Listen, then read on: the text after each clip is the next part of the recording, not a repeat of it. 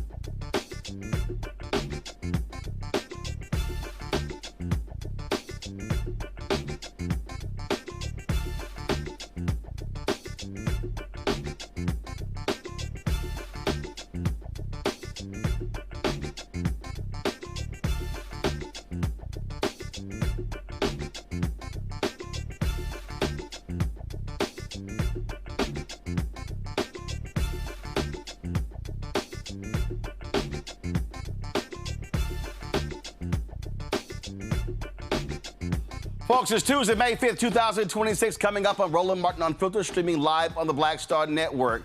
This Supreme Court, this right-wing Supreme Court, is so overtly partisan, they are doing the work of the Republican Party. Wait until I tell you what they just did when it comes to the congressional maps in Louisiana. We'll be joined by Justice Correspondent Elie Mystal. Folks, I'll be speaking with Executive Director of Win with Black Men about tonight's urgent call regarding voting rights. Tennessee, there's a law that says no gerrymandering in the middle of the process. They're going to just, Republicans, they are going to change the law. They were met with protesters at the state capitol today. Florida Democrats have filed a lawsuit against the congressional map that Governor Ron DeSantis has signed into law. Also in Alabama, protests there as they are trying to get rid of 2 black congressional districts. Also, Bishop William Barber will join us to discuss the GOP's war on Black America. And in tonight's Black Star Network Marketplace segment, we will feature a revolutionary product for women's period care. It's time to bring the funk. I'm Roland Martin Unfiltered on the Black Star Network. Let's go. Whatever the miss, he's on it. Whatever it is, he's got the scoop, the fact, the find. And when it breaks, he's right on time and it's rolling. Best believe he's knowing. Putting it down from sports to news to politics. With entertainment just for kicks, he's rolling. It's on go, y'all. It's Roland Martin, yeah. Rolling with Roland now. He's funky, he's fresh, he's real, the best, you know he's Roland Martin now.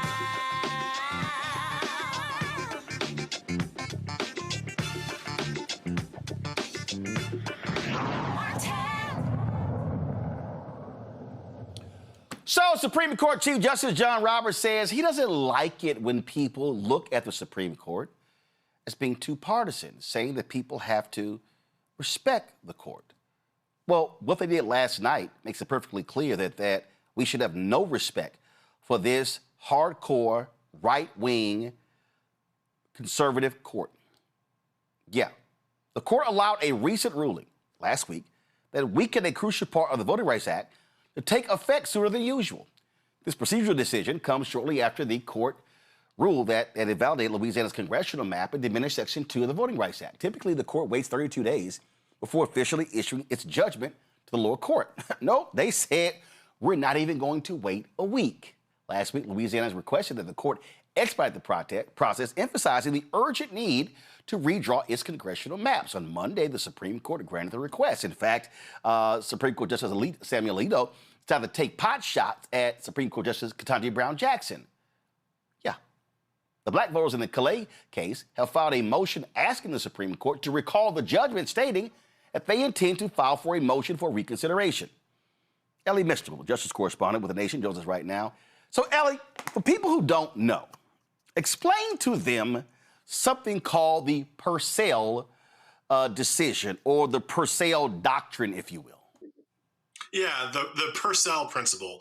It's pretty simple. It states that you cannot change the structure, the rules, the time, place, and manner, anything about the election. It says that you can't change those rules too close to the upcoming election. Too close to the upcoming election. I'm sorry, Louisiana, their election already started. 42,000 people had already voted. The governor says, no, we're going to postpone that, and we're going to redraw the lines. And Samuel Alito said, this is so important, they must be allowed to do so. But, Elie, wasn't it 3 or 4 years ago when the Louisiana maps were declared unconstitutional, and the same Supreme Court said, stop, hold up, it's too soon? But that was 5.5 months before. I mean, remember it vividly. And they said, no, 5.5 months is too soon. The election already started, this one.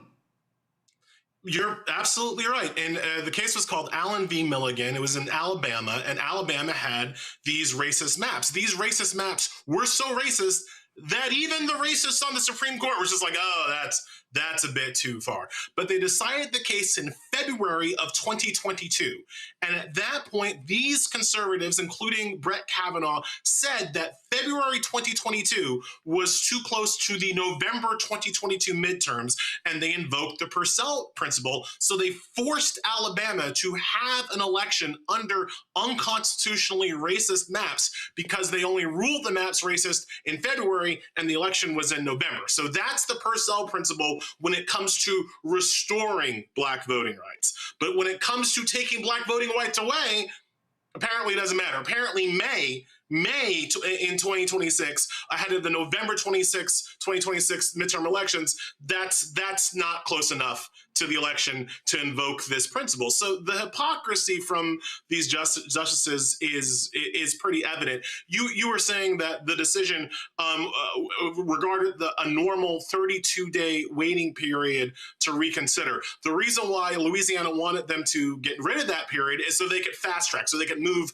as fast as possible to take away black voting rights. Again, Ketanji Brown Jackson in the past 25 years found only 2 situations in which the court even considered getting rid of their waiting period, and they didn't in either of those times. That's what Jackson wrote in her dissent. So the idea of what they're doing is pretty obvious. But Roland, you said one thing that I guess I kind of disagree with. You were saying that it really shows how partisan this court is, how they're really going after Democrats and trying to help Republicans win the election. And that's true. But this doesn't show just their partisanship. This shows their deep, abiding racism. This is a purely racist decision because what you see happening in Louisiana and Tennessee, which we're going to talk about later in the show, and all of these southern states, Roland, they are trying to eliminate the Congressional Black Caucus. They are trying to eradicate the Congressional Black Caucus. There are 67 members of the Congressional, 67 Black people serving in Congress. Most of them represent districts in the South. And those are the districts they're trying to take away. To the point that when we talk about these gerrymandering maps, these new maps, Roland, they are leaving white Democratic districts alone. They are not splitting up because, we all think that like the only Democrats in the South are black, and they ain't. There are some whites of good conscience in the South who vote for the Democratic Party. Their neighborhoods are untouched. They're not cracking and packing the white Democratic neighborhoods in Louisiana, in Texas, in Tennessee. They're only going after the black ones. And so I just don't want people to, even for a second, miss that this isn't just political. This isn't just conservative v. liberal, Republican v. Democrat. This is white v. black. Absolutely. This is white supremacists coming for our very right to participate in democratic self-government, and they are winning. And see, the thing that I need people to understand, this is from Talking Points Memo. Go to my iPad, Anthony. They call this Alito's Alabama pickle. They said in order to not look stupid, Samuel Alito had to differentiate the court's 2023 decision in Allen v. Milligan from Calais, despite the fact that they are virtually the same. I need people to understand that this exact same Supreme Court agreed with the lower court that Alabama needed to create a second congressional district because black voters were frankly being cheated. The same Supreme Court ruled in the exact same second seat in Louisiana that it needed to be done. And the Republicans went out and said, fine, we're going to draw us a black district. And then they said, okay, so now we're going to draw the black district, and then now we're going to take the same district, same seat that they made us draw, and now we're going to sue to get it completely overturned in Alito and Clarence Thomas and Roberts and Gorsuch and what's the woman's Comey? Kavanaugh and Barrett went, oh yeah, you know what? You're absolutely right. As if the Alabama decision that they made and the Louisiana decision that they made never existed.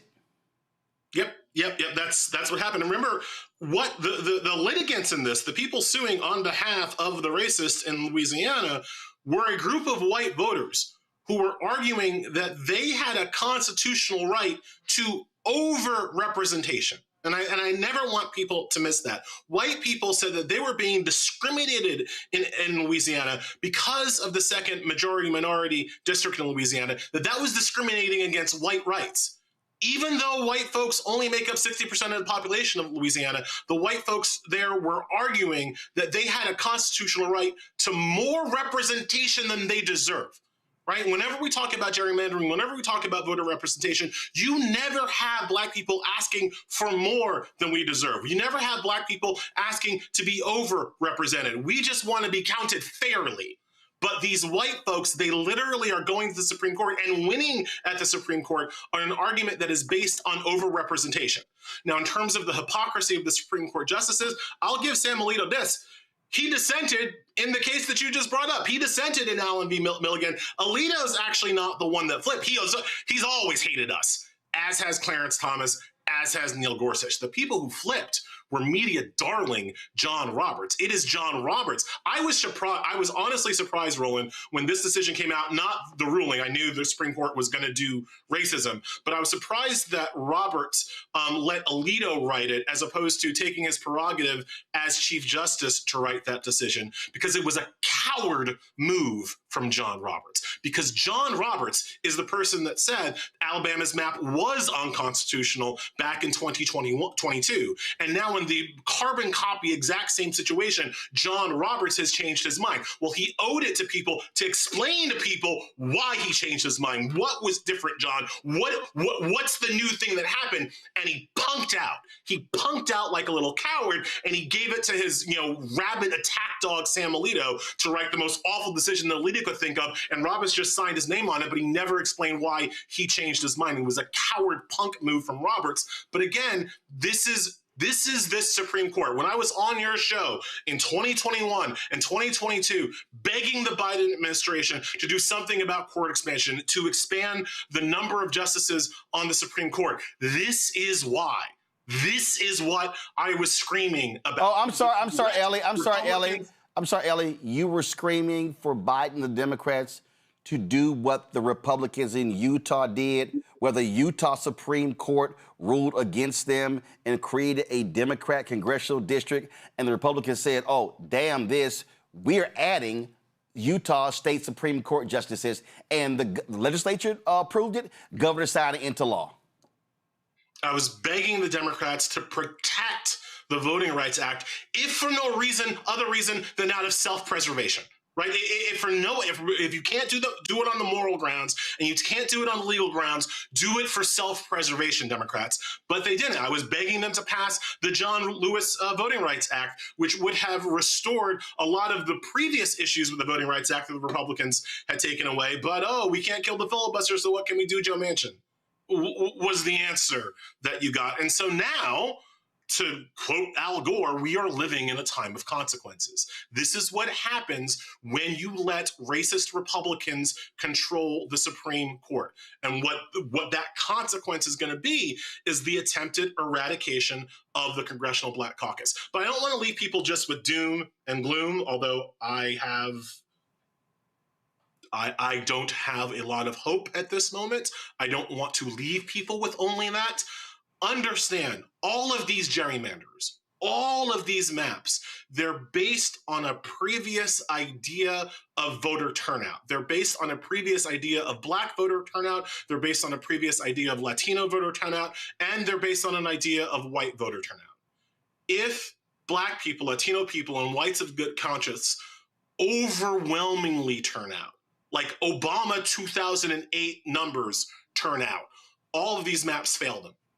All of these maps fail them because to make the maps, because you can't completely erase the people, to make a majority minority district safe for a white Republican, what you have to do is not only is get just 50% plus one into that majority minority district, you also have to weaken previously strong Republican districts to make the numbers work. Right? And Elie, and this, if you overwhelmingly turn out, you blow up all of their calculations. And it is the only way at this point. And that's why when I call this what it is a GOP war on Black America.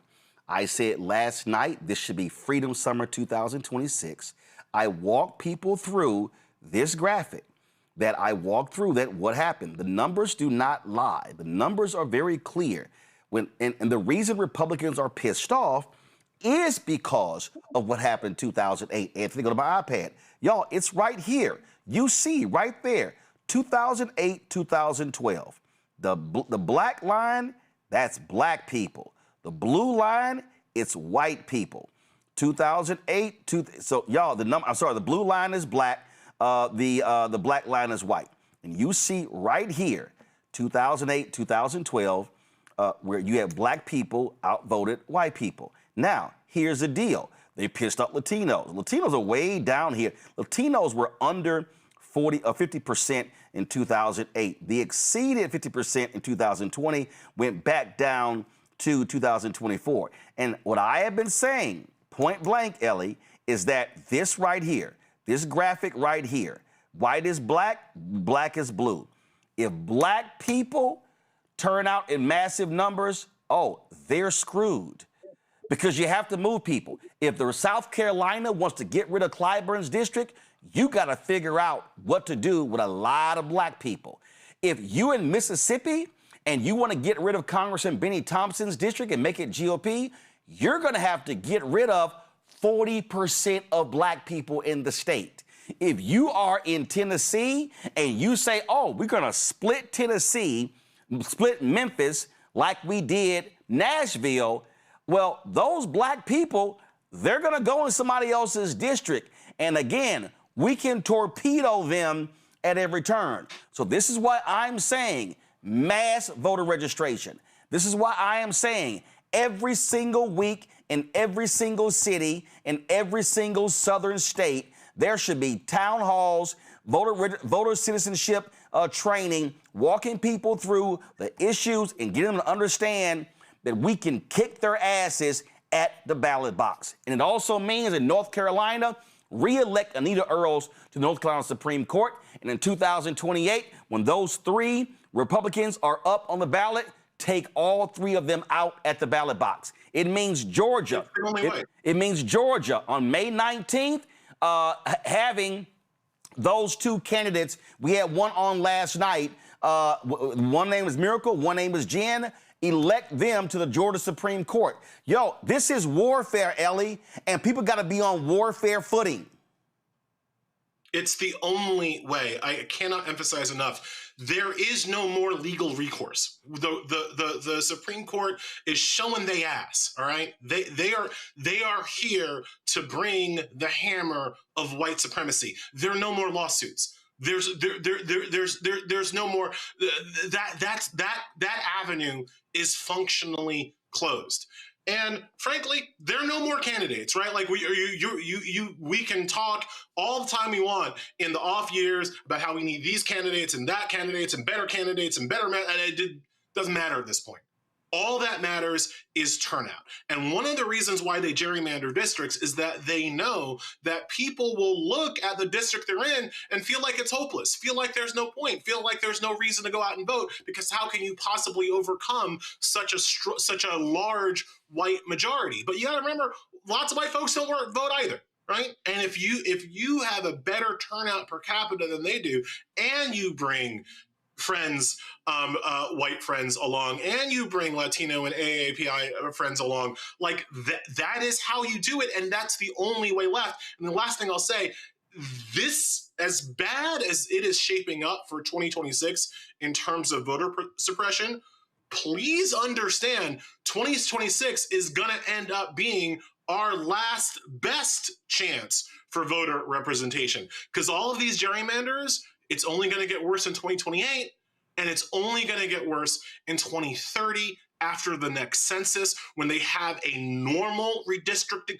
The 2030 census will be the first census where they will be able to do normal redistricting without the restrictions of the Voting Rights Act. So it only gets worse from here. If you can't win here, if you can't win now, if you can't win in 2026, it only gets worse going forward. And Elie, this is also why finally you have folks waking up. Democrats in New York, you have to run the table. Democrats in Illinois, run the table. To that asshole Senate president in Maryland, get your ass in gear and stop protecting that one Republican seat, because they don't give a damn about one Democratic seat in other states. It means California, yeah, go for a 52-0 map. That's what you do. Yep. It's absolute hardball. You cannot unilaterally disarm. I know that lots of people on my side of the aisle, oh, gerrymandering, it's so icky and gross. It doesn't matter.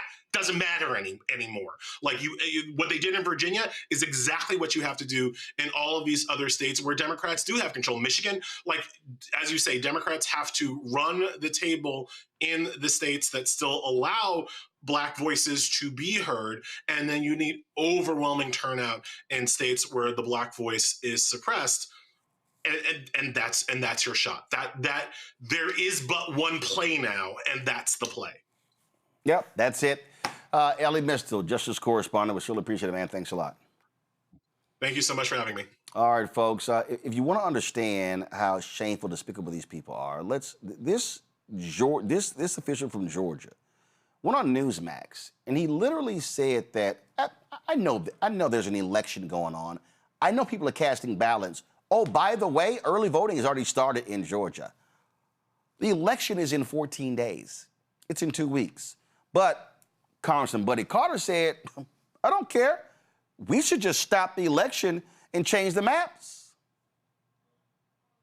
And I'm glad that Tennessee and Alabama are redrawing their districts. And I think that Georgia should do the same thing.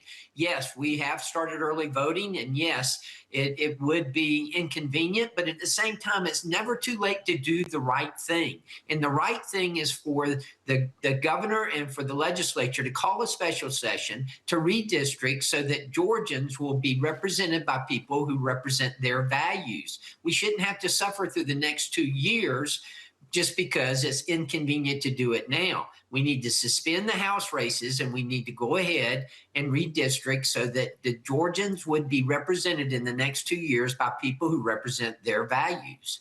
Yeah, if you could just even take a moment and kind of, walk our audience through how might redistricting really impact the balance of power between Democrats and Republicans in the state of Georgia.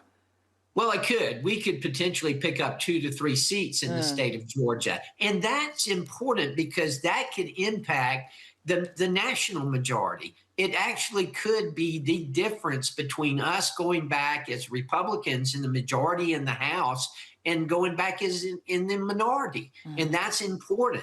It's important that Georgia do this. As I say, it's never too late to do the right thing. And the right thing is to go ahead and redistrict so that Georgians will be represented by people who represent their values. Georgia is a Republican state. We need to remember that. Yeah, and exactly. Georgia is a Republican state, as if Democrats don't exist. Oh, by the way, as if your 2 United States senators right now are not Democrats. Randy Bryan's entrepreneur, author, speaker, creator of The Truth in Game, joining us from D.C. Dr. Mustafa Santiago Ali, former senior advisor for environmental justice at the EPA, also from D.C. Nicole Robinson, political law attorney and strategist, also from D.C. Glad to have all 3 of you here. Mustafa, I'll start with you. I just keep saying it. This means war. And this means all hands on deck. This is why House Democratic leader Hakeem Jeffries, this is why he dropped $20 million in Virginia. This is why he is funding the effort in New York State as well. Democrats have got to stop playing this wonderful, nice, cute, let's all get along. No. This is called being Bumpy Johnson ruthless. Yeah, most definitely. We actually break this down. This is about the erasure of Black power. Every time that we begin to make some strides, then they start to implement these types of things. If you look at the Congressional Black Caucus that Elie had raised there just a moment ago, we've got some of the highest numbers that we've had in a long time, that of folks who are representing our communities. And that power translates into being able to make sure our air and our water is protected, that that we're making sure the care and housing and transportation is affordable and accessible. So folks really have to understand why this is so incredibly important. So when they do the gerrymandering, what they're doing is they're, trying to take away the small amount of power that we have and the resources that are tied to that. And that's why, when you talk about this current war that's going on, it's so incredibly important to actually not only pay attention, but get engaged, because you are literally making a determination of what your future will look like. And does your vote have any power to actually help move in the right direction? Oh, absolutely. And when I look at this here, Randy, we talk about DEI. I mean, this Supreme Court says, hey, we want power for white people. This is why I wrote my book, White Fear. I said how the browning of America is making white folks lose their minds. I warn everybody of this. I warn that these people are going to cement white power, and this is exactly what they are trying to do today. Right. You know, when people talk about racism, they really try to minimize it to someone calling us the N-word or being rude to us in a store. And I want people to understand that this is real racism. This is how they wipe us out and bring us to our knees. And that is by going at the top. They have systematically gone through every program that was designed to give us some rights, some. You know, it wasn't all the way fair in this country. So they immediately attacked DEI, diversity, equity, and inclusion, to ensure that white people would be the ones that were essentially only included and treated fairly and paid fairly in jobs, although DEI helped white women more than anybody. They have now, they have the EEOC encouraging white men to declare that there's reverse discrimination going on, because in their minds, although they control most of the money and power in this country, when there's something that they don't have, they really believe white supremacy makes them believe that they are due and owed everything. And now with this voting, what they're saying is that we don't want Black people to have a voice whatsoever in this country. We don't want them to be able to vote for their rights and their interests. And not as if we can trust them to speak for us or care for us or put us, you know, in a good form. So we are in trouble, people. And I hate to again, scare people, but we should be frightened to the point where we're doing something, because this is a straight up attack on us, on our rights and our liberties, and on the way that we can live going forward in this country. Nicole, this isn't about scaring people. It's called stating facts. Mm-hmm. Exactly. And I want people to keep remembering and keep hearing the words white supremacy, because that's exactly what this is. Sometimes white supremacy doesn't look like a hood or a burning cross or a noose. Sometimes it looks like a 6-3 Supreme Court ruling. Sometimes it looks like redrawing a map. But I also want us to remember that Black people have fought back every single time that white supremacists tried to silence us, whether that be after Jim Crow, after Reconstruction. We have fought, and we can fight this again in November. And even before November, we need our legislators to come back and come out and start redrawing maps just like the Republicans are doing. We have to start fighting now, educating ourselves now, registering to vote now, and getting on the front lines. Absolutely. And folk just need to understand what is at play. And this thing is real. Now, folks in Louisiana, the days following the suspension of Louisiana's U.S. House primaries, Governor Jeff Landry is facing increasing backlash from voters. On Monday, Louisiana Secretary of State's office confirmed that it has received a petition to recall Landry. The petition begins a 180-day window for organizers to collect the necessary voting signatures. The petition was filed by Baton Rouge residents Marlon Gabalian Hills and Caitlin Stepter, and covers all 64 parishes. Supporters of the recall claim it is motivated by what they describe as a pattern of actions and statements that undermine fair representation. Since it is a statewide recall effort, Louisiana law mandates the signatures from 20% of registered voters must be collected. That means about 600,000 signatures. They have until October 31st to actually to collect all of those signatures. Now, what we have seen is a number of people immediately begin to move and take action. Win with Black Women on Sunday had some 8,000 sisters who were on a call talking about what are the next steps. Today, we're going to show you a bit later, Black clergy held a news conference where they talked about what their strategy is. Tonight, Win with Black Men will be having a call, an emergency call, to respond to what is happening. Joining us right now is Khalil Thompson, Executive Director, Women with Black Men. Glad to have you here. You already got folks who are signing up. What is going to be the call to action tonight? First, thank you, Roland, for having me on. I appreciate it, big brother.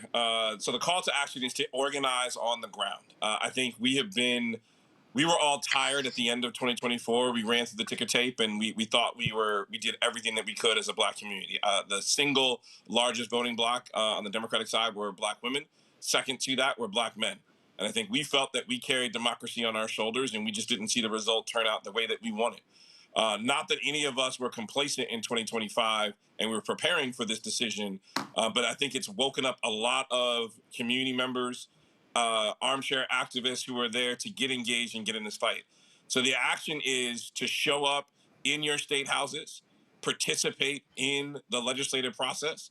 So as they are redistricting, if there is a member in your state senate or your state house or your state assembly that you can contact, call, knock on their door, be in their offices, let them know how you feel and pressure them to understand that this is white supremacy at its best. We need you to do it. Then we need to turn this summer into an amazing opportunity to engage anyone from the age of 17 to 105.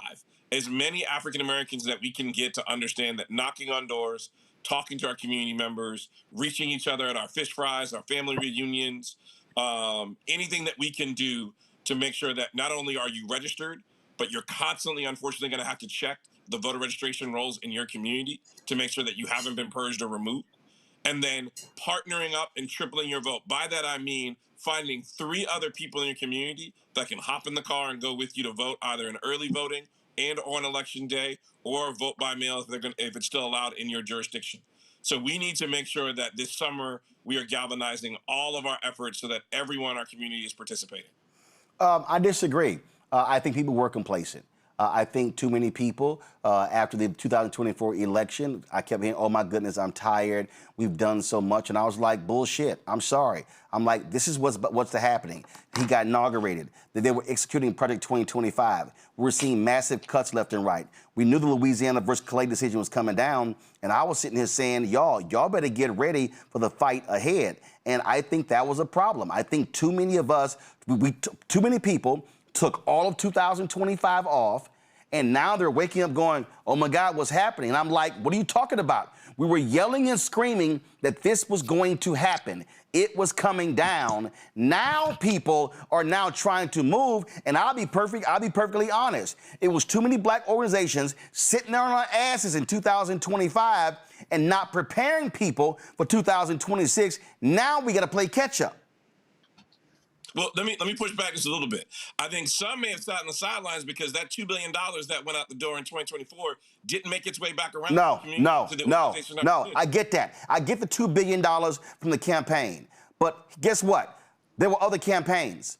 And what I'm saying is it was a mistake. And what I'm saying is when I look at the history of Black people, after elections, when we've had losses and we've had wins, we still got to go to work. And so, plus, a lot of people weren't sitting here going, oh, my goodness, hey, a lot of money from the campaign wasn't going into Black communities. No, what I was yelling and others were saying, we have to protect Black interests. And again, this to me was a critical mistake of Black leadership.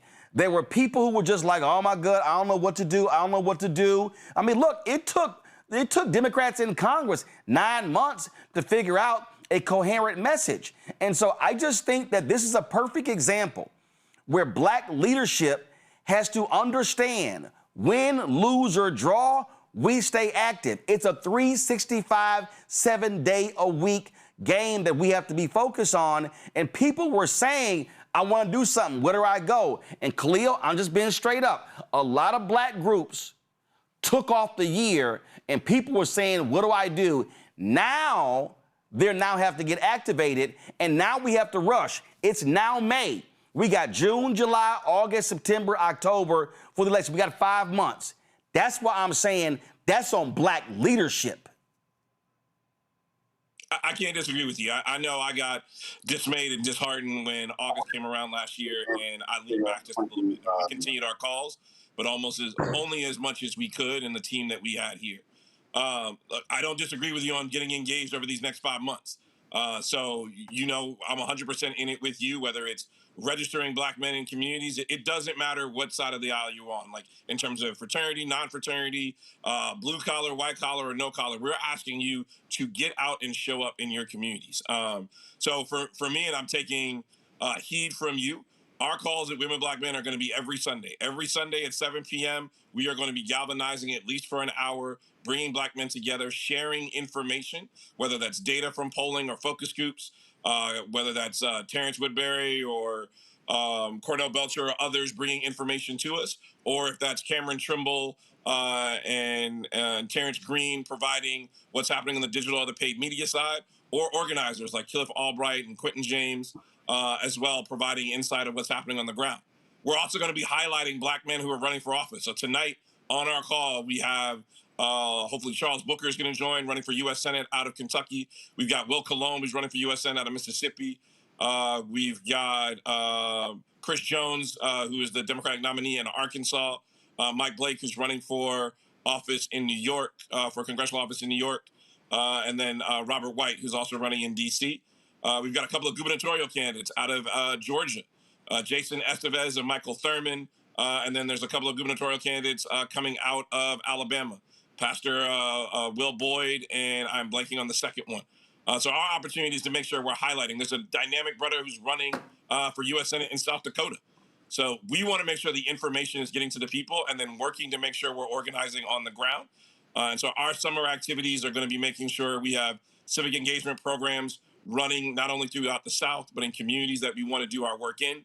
So we're looking for partners and we're looking for people who are ready to step up, take on the mantle and shoulder this burden and get the work done. Yeah, but what also needs to happen is you can have people on a call, but we also have to look at critical states. And when I look at the map, when I look at, first of all, they're trying to gut every black seat all across the South. And so people are fighting on that front. The other front is this here. When you look at the United States Senate, who's going to be able to control the Senate? And I keep saying to all those simple Simon Yahoos, look, y'all are nonpartisan, that's fine. But here's the fact of the matter is this here.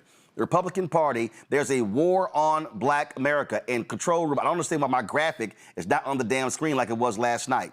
There's a war on black America. That's what's going on right now. And what needs to be happening, our people need to be locked and loaded 100% to understand we ain't getting jack from the Republican Party. I'm going to have Michael Harriot on a little bit later, where Michael Harriot is we're going to walk through Project 2025 and all of his anti-blackness. And so I need us to understand that the only pathway for black people is the Democratic Party. You can't say it, but I can say it based upon the actions. Right now, I need everybody listen to me right now. There's only one party that is trying to decimate black political power. That's Republicans in South Carolina, in Tennessee, in North Carolina, in South Carolina, in Georgia, in Florida, in Mississippi, in Alabama, in Texas, in Arkansas, all throughout the South. That's what they're doing. And so some of y'all can listen to Umar Johnson and y'all can listen to some of these other people. You can listen to Stephen A. Smith talk about, I wish all of us would vote for Republican. But the party that is attacking everything black is the Republican Party. They are the enemy of black America. You got no pushback from me. I know our organization is nonpartisan, but I vote Democrat every single time I go into the ballot. Now, does that mean it's perfect? No. Does that mean I want to hold them accountable? I think you said something really tremendous at the beginning of the segment where we lean back. I don't. I'm going to hold, as I said in 2024, this is a job interview for that people are applying for. And if you're not meeting the grade and you're not doing the work, then we've got to replace you and find somebody else who will get the job done. But we shouldn't throw out the baby with the bathwater and make sure we're trying to find all these new brand of candidates. I think there are amazing people who are running for office right now. But we got to make sure that they're protecting and motivating our interest and believing in what's best for the black community. I disagree with all of those who say my vote doesn't matter. My daughter has less rights than her mother did. She has less rights than her grandmother does or did when she was her age. That is an amazing feat to say. So I want people to understand this isn't hyperbolic. This isn't, as we've said over the last couple of election cycles, the most important election. This truly is the most important election in your lifetime. If you do not go out and vote, you have sent a clear message to the 6-3 decision on the Supreme Court that it says that, well, they don't really vote, so it really doesn't matter. They can gerrymander us all that they want. They can make out these districts where we have zero representation. And so the people that you want to have fixing your potholes or your streets, making legislation that may or may not have data centers come into your communities, that have good education for your children, that have free childcare, all of that starts to go away if you do not participate in the political process. All right. So tonight's call starts at what time? 8:30 p.m. Eastern. Go to winwithblackmen.org. Join the Tuesday call, or you can scan the QR code right on your screen right now. Again, 8:30 p.m. Eastern. We are going to go to 11 o'clock Eastern. Tonight, we are going to break down Louisiana versus Calais. We have a dynamic brother from the Legal Defense Fund. We have a few of our civil rights leaders. We've got some folks. My son, the general out of New York, is going to be on. Isaiah Martin. We've got candidates who are running. And then we've got brothers on the ground. Emil Washington is in Louisiana, in Baton Rouge right now. We've got Mayor Randall Woodfin and others who are going to be calling from Alabama as they're in their state legislature. We're working to get Justin Pearson on in Tennessee. We have Justin Love, State Representative Justin Love in Tennessee that's going to join us as well. And then I think we are going over to, I'm leaving out one more state. But we're going to hear from folks on the ground doing the work, okay, and really leading the efforts. All right. Khalil Thompson, we surely appreciate it. Thanks a lot. Thanks, brother. Folks, in the next hour, we're going to hear from Bishop William Barber. Go to my website, go to my iPad, Anthony. We talked about this last night. What Bishop Barber's doing, they're going to be holding a national virtual training. He's calling on black men and black women who want to be trained to organize and mobilize for black voters. If you go to blackstarnetwork.com, click this particular link here. It will take you to this page, and then you will be able to actually click the Black Men Civic Engagement link right there to actually sign up. Now, if you don't want to do that, listen, this is the QR code. Just point your phone to the screen. This is the QR code. Will take you right to the page. Again, we started this by initially calling for 1,000 alphas. We've almost at our goal. Then we expanded that to other black men. Then a bunch of sisters were emailing, so we added sisters as well. This is about training people to organize and mobilize. It's one thing to say, oh my goodness, we need people out there doing the work, but you got to be trained in doing the work. Let's go back to my panel. Nicole, I want to start with you. Listen, I'm being straight up. I was pissed off last year. I think black leadership sat on their asses. I thought too many black organizations were quiet. I thought they were having internal conversations. I thought there were too many black people, especially millennials and Gen Z and Gen Alpha, who were sitting there going, oh my God, I'm tired. Oh my God, I'm tired. It's just we had to do so much work. And I'm like, they sound like a bunch of whiny asses. And I said it then and I'll say it now, because we were yelling and screaming on this show every single damn day. Yo, y'all need to see what is coming. And too many black folks took it easy, and they said, we're going to sit this one out. We're going to see, we'll let y'all, what y'all do. And I was sitting there going, hell no, because I knew who was on the menu, and it was black people who was on the menu. Exactly. And we knew that even before President Trump was elected. Kamala Harris tried to warn us about Project 2025 so many times, but nobody took it seriously. In fact, black voters turned out for President Trump. And then after he started delivering on Project 2025, people want to start acting surprised, like we didn't know that was going to happen. And it's unfortunate, too, because once we saw that federal workers were starting to get fired, that he was launching all of these executive orders against DE&I, that should have been the starting point for people to get activated and recognize that something worse was going to happen. But it took us up until this point, up until the Supreme Court said that black votes don't matter, for people to start paying attention.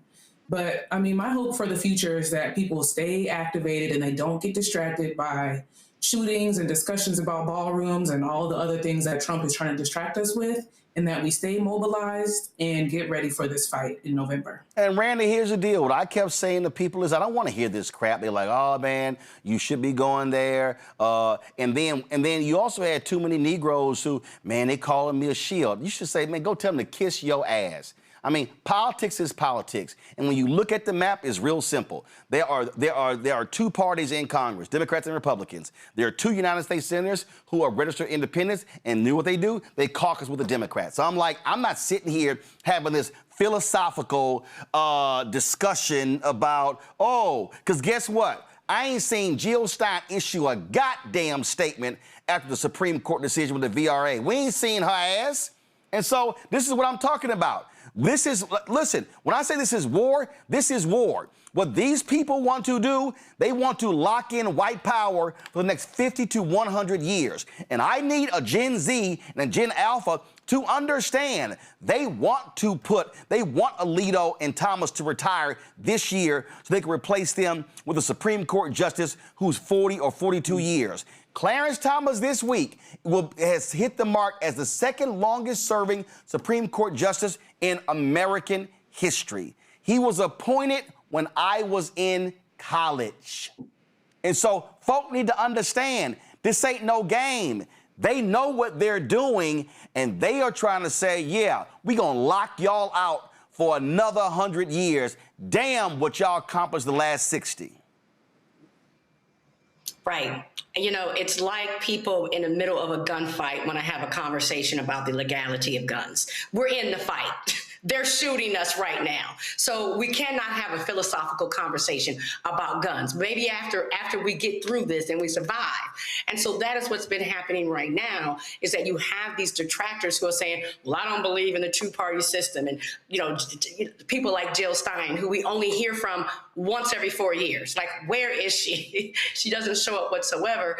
And they want to have these conversations. And I always tell people we have to function as it exists right now. And there are two parties that have a chance of winning. And let me tell you which one, as we keep saying, is not attacking purposefully, strategically, and unfortunately very effectively Black people. We got to get on it. And when you talk about the Supreme Court, I don't think people understand, or hopefully they're seeing right now, sadly, the power that the Supreme Court has. And it's not an every 4-year thing. I think they're in there an average of 28 years. They're there a long time. And so when they're in there, they completely set up the way we live. Since in this short time, in what I would call Trump's Supreme Court, women have lost their right. Black people have lost their right. Anyone who considers themselves an immigrant have lost rights. It has been set up essentially to give white men all the power in the world that they already didn't have. Right. Because let's not say that they were suffering, that they already did not have. Right. It is a good, yes. Well, the thing for me, Mustafa, is this here. It's a lot of Black organizations who all of a sudden are sending out fundraising emails. I ain't having them on the show. See, my whole deal is, if you ain't been out here doing work, I'm talking about on the ground work, I'm sorry. Don't come talk to me right now. And this is my problem. This is the problem that I've been talking about. As a matter of fact, the book that I'm working on speaks to this. Black people, I heard it all across the country. I've heard this across the country the last 20 years. But I really heard it last year. Yo, Ro, what we gonna do? What we gonna do? What's the plan? How we gonna fight back? Who's leading? Where are our organizational leaders? And many of them were silent as hell, scared to protest, scared to say anything, scared to do anything because they might lose their corporate funding. To the folks who were holding on to their DEI money, it was like, I ain't saying nothing. I ain't going to say nothing. We're going to lose them checks. That's what was going on there. And now all of a sudden, we're about to see a third of the Congressional Black Caucus wiped out. No, almost half of the Congressional Black Caucus wiped out. We're about to see state legislators, county commissioners, city council members, school board members, you name it, wiped out. And so I'm going, oh, now y'all want to get involved? What have I been saying for the longest? We got to be sitting here informing, educating, enlightening, and empowering our voters every single day. You don't wait till November, you do it the year before, and you do it the whole year. And then come January, between January and that primary, you again have a strategy there. Then you're getting them registered. And then once you get them registered, when is the last day to register? And then when is early voting started? How do we get them to the polls? How are we driving them there? That's called a strategy. I'm like, let's stop waiting and hoping to see who here shows up.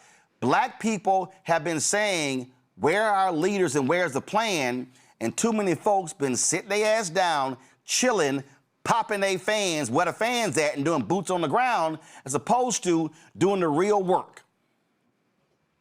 Well, you know, we've often utilized the quote that all skin folk ain't kinfolk. And sometimes they actually are the ones that are in leadership inside of many of our organizations. So we need to be very honest about that. we need to also be very honest that, you know, we got a whole lot of people who like to talk a good game, but when it comes time to doing the work, they don't show up. They're not at protests. They're not at strategy meetings. You know, they're busy having corporate conversations. And yes, I understand you got to keep the lights on in your organizations, but your organization's got to be doing something to make sure that it is protecting and uplifting Black folks. And if not, then we don't need your organization or we don't need your leadership. In this moment, let's be very clear that what we see currently going on is not something that just started over the last few years. You can go all the way back to Newt Gingrich and those folks and the strategies that they were putting in place to be able to revamp the government, to make sure that various laws that were a part of the social safety net were weakened. And you're seeing all that play out now. So we have to get engaged. We have to make sure, as we've talked about since the first day I came on this show, that we have to make sure that we're understanding the power that exists inside the courts and making sure that we are making sure that there are judges who are there who will make sure there's real equality and how the law is being implemented and how it is being evaluated. We got to make sure that there are folks who are sitting in these seats of power inside of governments from the local level all the way up to the federal level who have control over grants and contracts, that they're coming back to our communities. We got to make sure that folks can actually afford a house, that folks can make sure that they're eating clean and safe food, that they breathe clean air. All these things are a part of the strategy that we have to be supportive of. And if somebody wants our vote, that they're willing to stand up for, along with making sure that you're protecting voting rights and a number of other types of things. But that means that people got to get up off the couch. Everyday folks got to get up off the couch. The folks who are leading our organizations got to get up off the couch, because you can't lean back and ever make progress. You can only make progress when you lean forward. Absolutely. All right, y'all. So it's been very interesting. Last night we talked about some comments Stephen A. Smith made on Cam Newton's podcast, saying that he wished that Black people would all vote Republican. Let me play that again for you. I wish for one election that every Black person would vote Republican. What? How can he say that? I said, it's simple. Since 1964, the Black people, Black folks, we have been giving our vote to the Democratic Party at an exorbitant rate. Therefore, they know they got our vote, and they don't have to cater to us as much as we need them to. The Republicans know they'll never get our vote, so they don't give a damn about us. And as a result, we're the only community in America devoid of representation, which is why we're considered disenfranchised. I'm tired of that. What I want is to put ourselves as a community in a position where both parties have to work to get our vote. Can I ask you this? Do you think you covering politics like you cover politics, in the words of your mans, is that good for business, your business? It has the potential. Stephen A. Smith said, we're the only group devoid of representation. That's a lie. Like, I literally have no idea what the hell he's talking about. Like, literally. Is Governor Wes Moore not Black? In Maryland? Is Don Scott, the Speaker of the House of Virginia, not Black? Is Louise Lucas, the Senate Pro Tem, not Black? Is Lieutenant Governor of Illinois not Black? You've got 58 members of the Congressional Black Caucus in Congress. You have Vice President Kamala Harris. Is she not Black? We can go on and on and on. You've got Lieutenant Governor right now in Michigan. You've got a Black Attorney General in Nevada, a Black Attorney General in Maryland, a Black Attorney General in Massachusetts, a Black Attorney General in New York State, a Black Attorney General in Illinois. What the hell is he talking about? We are devoid of representation.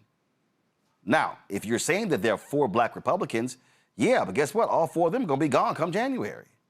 But this is why. So we had Michael Harriot, founder of the Contraband Camp, on last night. We brought him back tonight because I saw Umar Johnson. I saw these other Black conservatives like, that's right, Stephen A. right, Stephen A. right. Because this notion is that, that if we voted Republican, then they would listen to us and start doing what we desire. I find that to be nonsensical. So I called Michael and I said, Michael, let's actually walk people through what the Republicans said they were going to do to black people in 2024. Matter of fact, not even 2024, because Jonathan Swain and Axios dropped the story in 2021. They were preparing Project 2025. So they started in 2021. So Michael Herod joins us right now. So Michael, let's go ahead and get started. So since all of these people are saying, yay, Stephen A is right, and if only we could vote Republican, they're going to start listening to us. Michael, please illuminate for people and remind people what Republicans actually said that they were going to do if they regained power as it relates to black people. So the first thing we have to know is that from the beginning, even before 2020, the Republicans had a dream. Their biggest dream was to repeal the Voting Rights Act. That's why John Roberts was a Supreme Court nominee. That's why how he got on the Supreme Court. That was his mission, to repeal the Voting Rights Act. In 2013, I interviewed the gentleman who was the councilman who they were trying to get out of his county seat. And that case became Shelby versus Holder, right? And that was their first step, right? That was the first step to eliminating the Voting Rights Act. When Trump got elected and when Trump ran in 2021, what did he promise, right? He was going to get rid of affirmative action. He was going to, bring back what was called the National Origins Formula, which was essentially a race-based quota system for immigration. He promised all of this black stuff. And apparently in 2020, Stephen A. Smith thought that's who he was voted for. And it's important to know that I went and attended a lecture at the University of Alabama, Birmingham in 2013, and Stephen A. Smith was saying the same stuff, right? So if Stephen A. Smith had his wish, every black person in America would have voted for Donald Trump, right? That's what you begin with. Every black person in America would have empowered this white nationalist that we wanted. And when Donald Trump was kicked out of office by Joe Biden, he went even further, right? Stephen A. Smith said that's what we should have voted for. But what did he say he was going to do? He said he was going to get rid of DEI. He said he was going to get rid of affirmative action. Said he was going to get rid of all of this, what he called divisive rhetoric about teaching black history. He said we weren't going to be talking about race. He said he was going to give drug dealers the death penalty. Right? He said he was going to create these camps for homeless people. He said he was going to repeal every equality that we had in the housing sector, right? And on the first day in office, he did it. Here's the thing that we have to understand, right? I know we say people like Umar Johnson and Stephen A. Smith, who don't know history, like to think that we started voting Republican in the civil rights era, but that's not true. As you showed from the data I sent you last night, it began way before that because black people identified with the Republican Party in the 1930s, but when it came to president, they voted for FDR. Why did they do that? Well, in 1941, FDR asked Mary McLeod Bethune to get her the smartest black people he could find. One of them, a Harvard University professor named Rayford Logan, wrote the executive order 8802 that desegregated the defense industry. That caused the Great Migration, right? And so because we got the president to do what we wanted, we identified as Republican, but voted for a Democratic. A Harvard University professor named Rayford Logan wrote the executive for a Democratic president. That began the move toward the Democratic Party. And black people did not necessarily flock toward the Democratic Party. What happened was white people flocked away. When black people start going to a party, white people run the other way. Right. And that's when, so again, if you look at the data, we voted for president for Democratic president after FDR.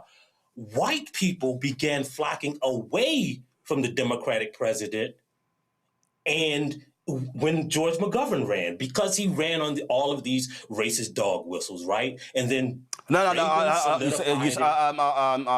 sorry. George Wallace ran on the racist dog whistles. You said George McGovern. Go ahead. I'm sorry. And George Wallace ran toward on the racist dog whistle. Remember, the first thing Strom Thurmond did when he switched from the Democratic Party to the Republican Party is what? We know now. He went to the FBI office and said that I want you to open a case against this man named Martin Luther King Jr. That's why they sent Martin Luther King that letter telling him to kill himself. Stephen A. Smith wants us to vote for that party, right? It's absolutely insane, aside from the lack of logic that we shouldn't give our votes to the Democratic Party, but we should give our votes to the Republican Party, who has demonstrated their opposition to our progress. It doesn't make any historical sense. So when we talk about, to your point, when you talk about, because you mentioned housing, and again, this is what I need. So all these people who keep saying, if we vote Republican, then they gonna listen to us. And you just laid out housing. Go to my iPad. ProPublica did a story. Donald Trump shut down. Go to my iPad. Donald Trump shut down an investigation of ProPublica. ProPublica did a story. It was a HUD investigation of racism among a Dallas HOA. Donald Trump said, nah, we ain't doing that. Black people in Cancer Alley, Louisiana, were protesting and were suing what was taking place there, where they were dying because of petrochemical plants. Donald Trump pulled out of that lawsuit, saying it was a DEI lawsuit. Lowndes County, Alabama, black people had sewage that was flooding into their homes and backyards, and the Biden-Harris administration negotiated a settlement. Donald Trump saying, nah, that's a DEI settlement. We've walked through numerous times where Donald Trump and MAGA Republicans have completely shut things down, discrimination cases, education department. They pretty much wiped out civil rights offices. They're not investigating anything.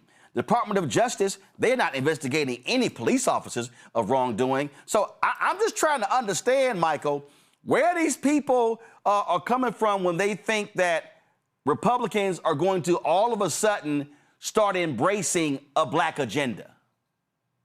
Right.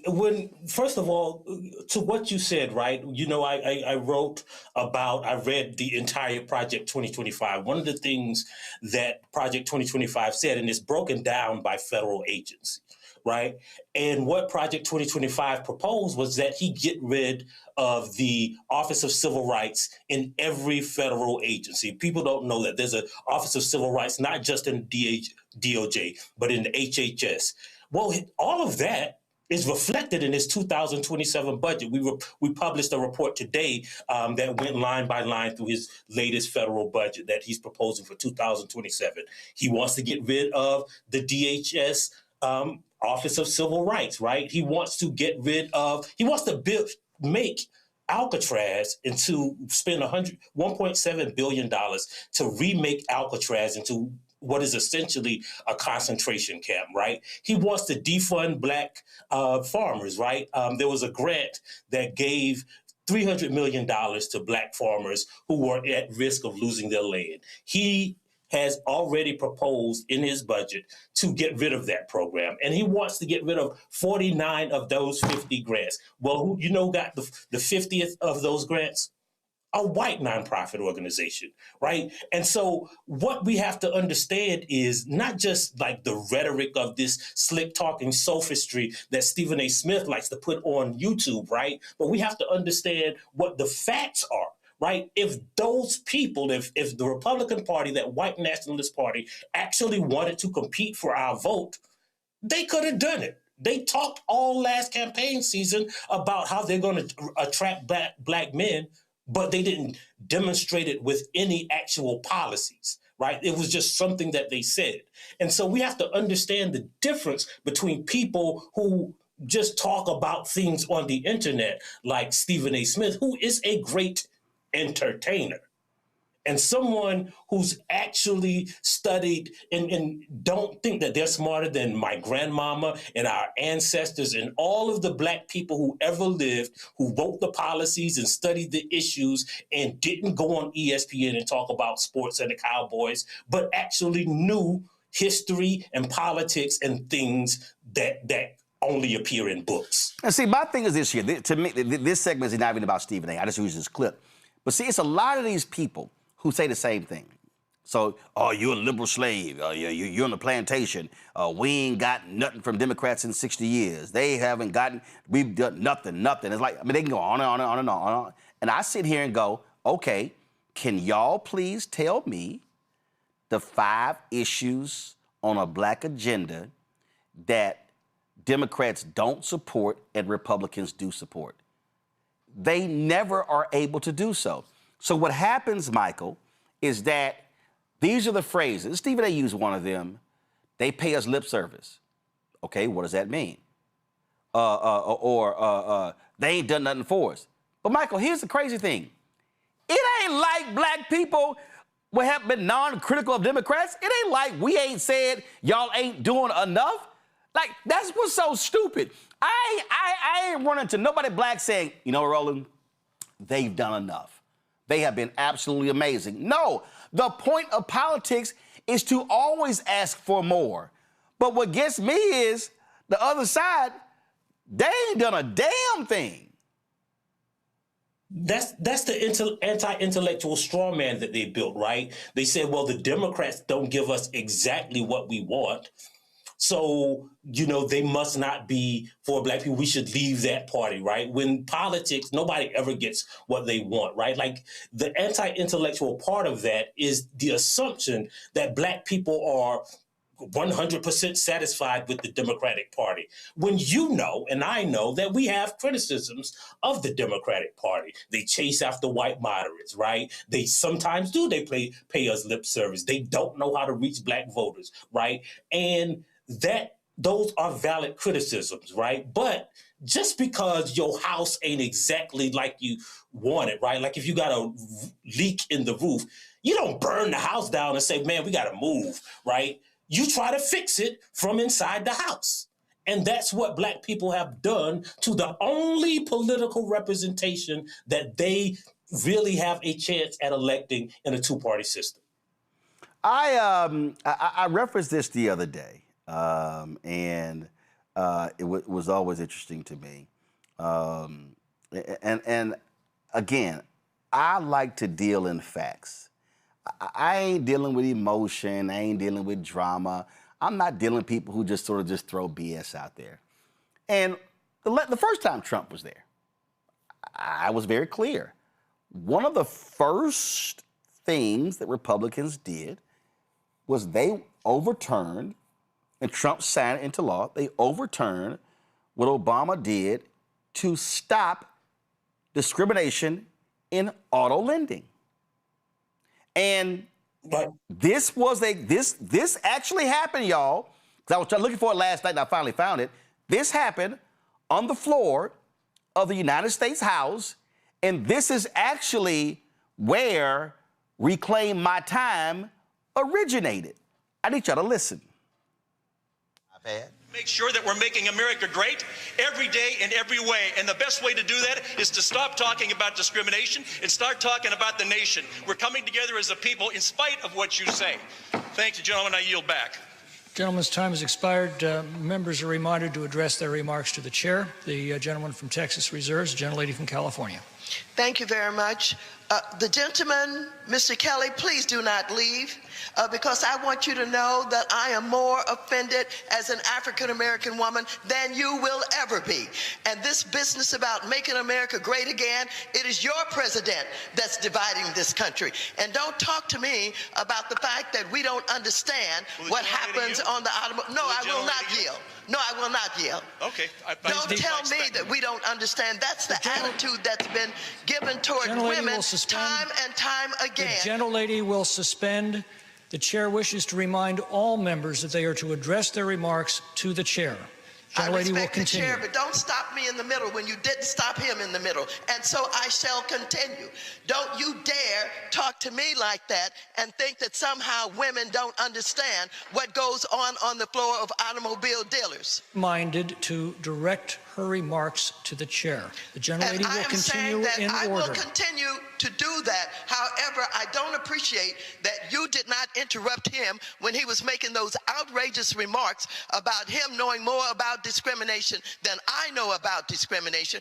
I resent that, and I resent the remark about making America great again. He's down here making a speech for this dishonorable president of the United States of America. Having said that, I reserve the balance of my time, and no, I do not yield not 1 second to you. Not 1 second. Not 1 second to you.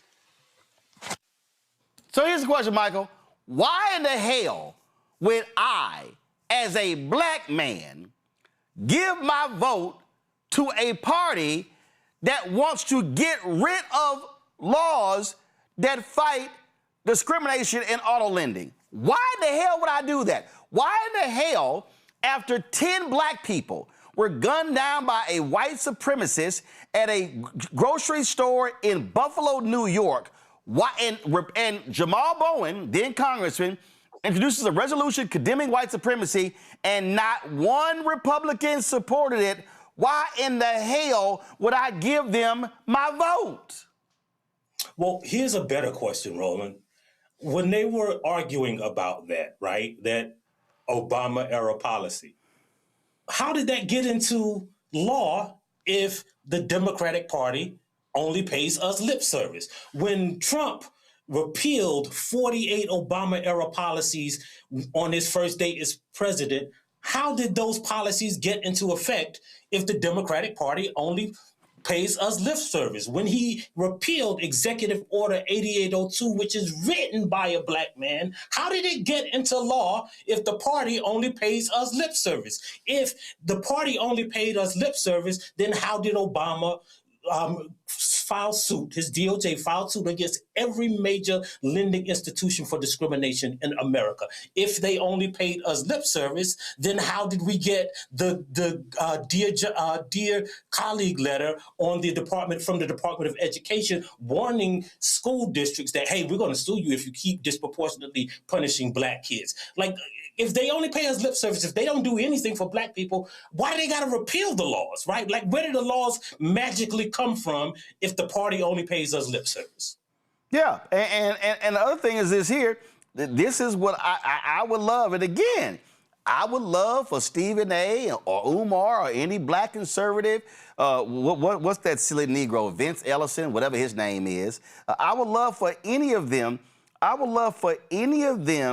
to explain to me how is it that black-owned businesses received $10 billion in federal contracts in the last year of Biden-Harris. And let me be real clear, that's 2%, and I ain't happy at all about 2%, but it was $10 billion and it was a record number. We're now down to 1.2% under Trump. So again, why would I, as a black man, give my vote to a party that does not want black people to get contracts? Why would I do that? Well, not just doesn't want black people to get contracts. They repealed the legislation and the executive orders that allowed black people to get contracts. They repealed the legislation that, again, created the biggest demographic shift in American history. That came from Executive Order 8802, which is gone now, right? They repealed the affirmative action executive order, which was written by Hobart Taylor Jr., a black man, right? They're repealing the executive orders and the legislation that we created. And we are expected to vote for those people? Like, the only thing that explains it, right, is that there's only one word to explain it that's created by the generation after mine. They gotta be ops, man, right? They are opponents. They are our opposition. They want us to vote for people who oppose us. There's only one logical explanation, that they are our ops.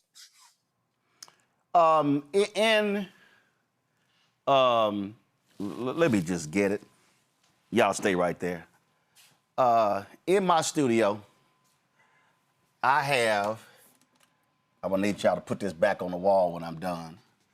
In my studio, go wide. I know exactly what you're getting. Go wide. Come on, go wide. Y'all, I got 3 cameras right here. Switch to a wide shot. What we doing? Okay, I don't understand why the camera not wide. Anyway, so y'all, thank you. That's the shot I wanted, please. Now, y'all, this is the poster from Nate Parker's The Birth of a Nation. And when I saw this poster, I said, Nate, you got to send me an autographed copy so I could put this in my studio. And y'all notice in this poster, the noose around his neck is a U.S. flag. That, Michael, to me, is the equivalent of us giving our vote to the Republican Party. We are voluntarily lynching ourselves. We are voluntarily screwing ourselves. Onyx Impact put together a report dealing with the budget, it's called the Blackout Report. And go to my iPad. You see it right here. So we've lost some $3.4 billion in federal grants. 591 black books banned across 21 states. We've been wiped out thousands of jobs because MAGA's been targeting black people. Y'all, that's a noose around the necks of black people. So, Michael, it would literally be black suicide to say, oh, let's give all of our black votes to the Republicans because they might begin to love us. Right. It's what they're suggesting is that there is someone who's been stalking us and trying to kill us, and they haven't completed their mission. And what Stephen A. Smith wants us to do is just give them more bullets, right? Like, that's what he wants, to give them, the people who have been trying to kill us politically, to kill our rights legislatively, to give them more bullets, because somehow that would make them not shoot us or stop shooting at us. It doesn't make logical sense.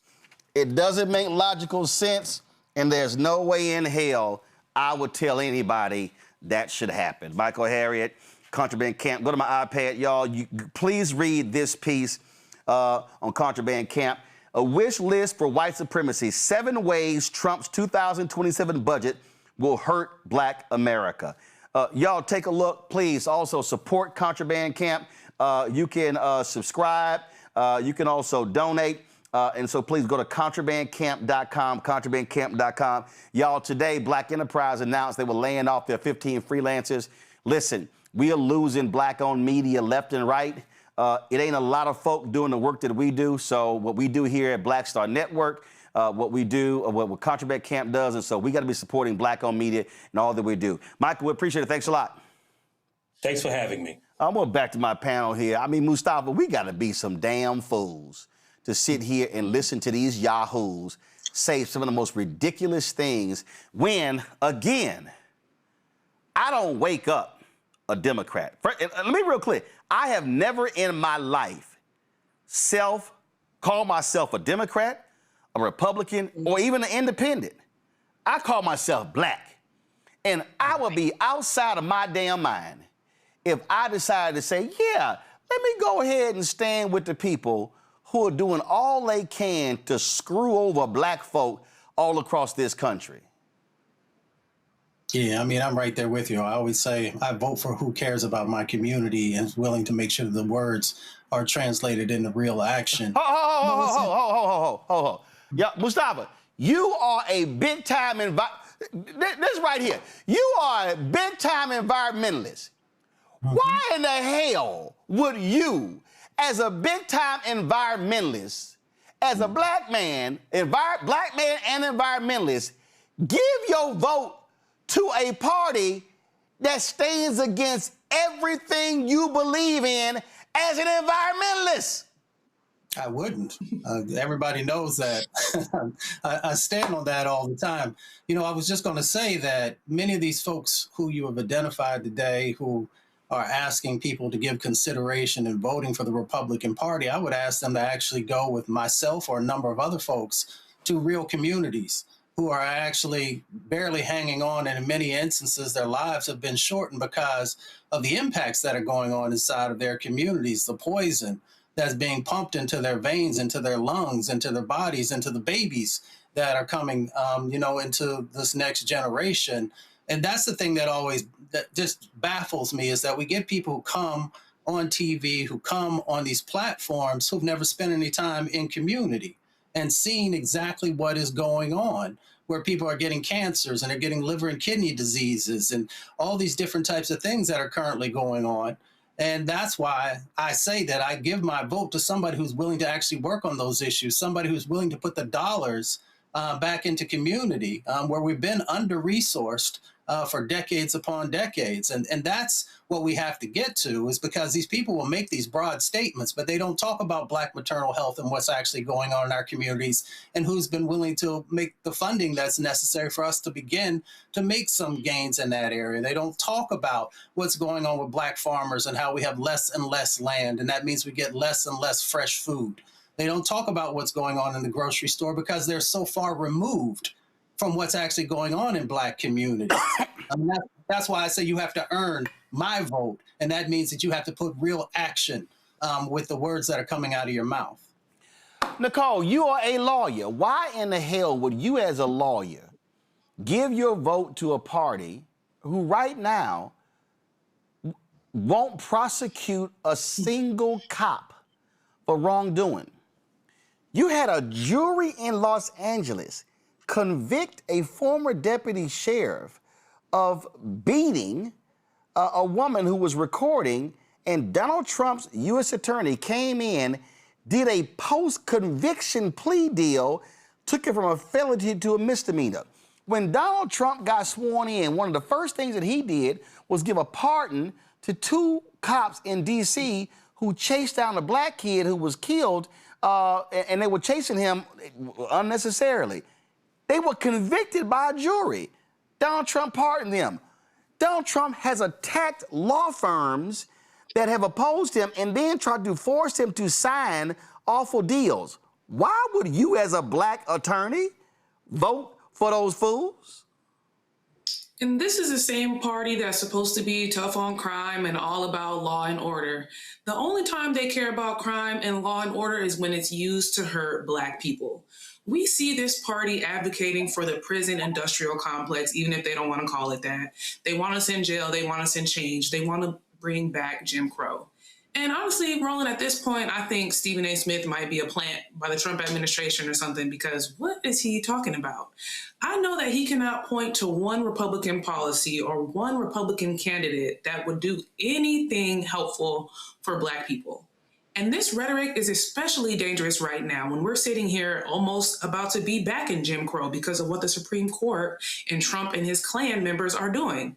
So Stephen A. Smith does not deserve a platform, and I hope Cam Newton also learns that he shouldn't have had him on his platform either. Randy, this is a shame. Randy, you have spent your career trying to get more of us in corporate America, get us promoted, get us on boards, get us on contract.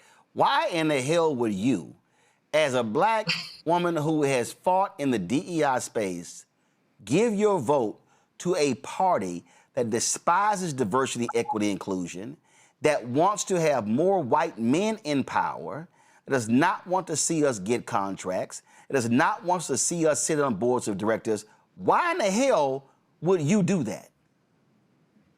I wouldn't. I would never. They have been consistent with trying to block Black people from any positions of power. They have been consistent in trying to ensure that we don't earn as much as them. Today, we earn on $1. A white man gets $1 for $1. He earns $1.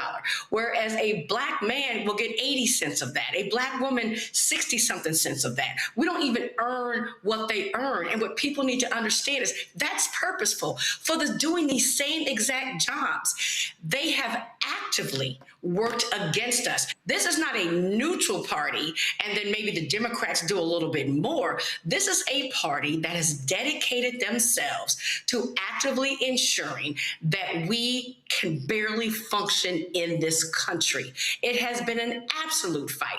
The reason why I stepped away from working in DEI in corporate America is because it was so deflating, because I was seeing what they were doing every day to knock us down on our knees and make it where we are simply crawling. And when they point to people like Stephen A. Smith, when you talk about DEI, is because they get that one magical Negro, right? And they'll say, oh, we couldn't be racist because look at who we hired. Look at who we've given a platform. But it's always a person that speaks against us. They speak against Black people, which is why he has a platform. Think about all the Black journalists and newscasters who have lost their jobs over the past year because they were trying to speak truth to power, stating absolute facts. They were let go. So if you see someone who has a large platform on a media platform that is owned by, you know who they're owned by, trust me, they're speaking not for Black people, but against our interest. Absolutely. Y'all, for more than 50 years, Tennessee law has blocked state lawmakers from redrawing congressional districts except every 10 years after the U.S. Census. But these MAGA folks, they're like, nah, we're just going to change the law because they're trying to kiss up to the twice-impeached criminally convicted felon-in-chief. Protests were taking place all today in the state capitol in Tennessee, where Republican Governor Bill Lee called state lawmakers back to Nashville to ensure congressional districts, quote, accurately reflect the will of Tennessee voters. Now, mind you, what they want to do is, there's only one Black congressional seat in Tennessee. That's in Memphis. They want to destroy that. Yeah, seriously.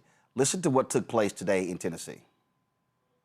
After each enumeration and apportionment of representation by the Congress of the United States, the districts may not be changed between apportionments.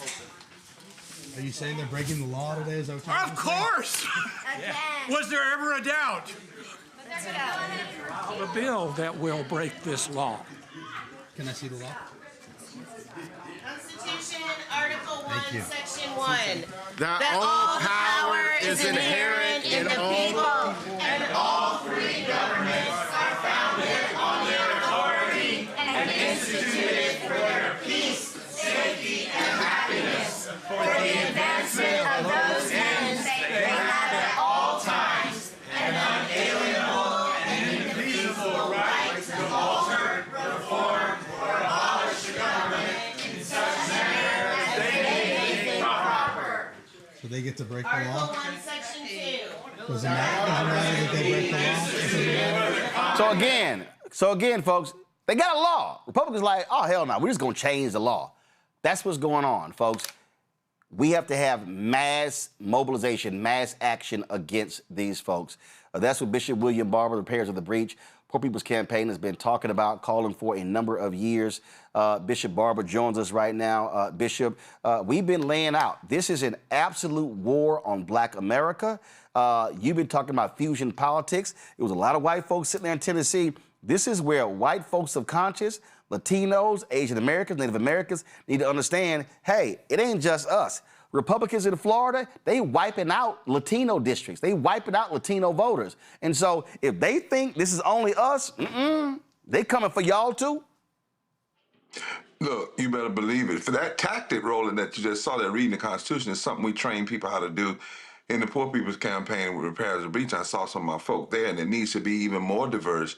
But listen, we're in this battle. You and I have been talking about, we are in the battle for whether we're going to have the ending and retrogression of the second Reconstruction or whether we're going to fight our way into a third. And they are intending on undoing the second Reconstruction. You know, let me just say a thing about Stephen A. and I'll move to the other. You and I will debate him and whoever, anywhere, anytime. That's just ignorant, a lot of the stuff he said. And we need to debate him in a place where he doesn't just get to holler, holler, holler, but actually has to talk facts. Because it is dangerous in this time to be throwing out things that are not rooted in history.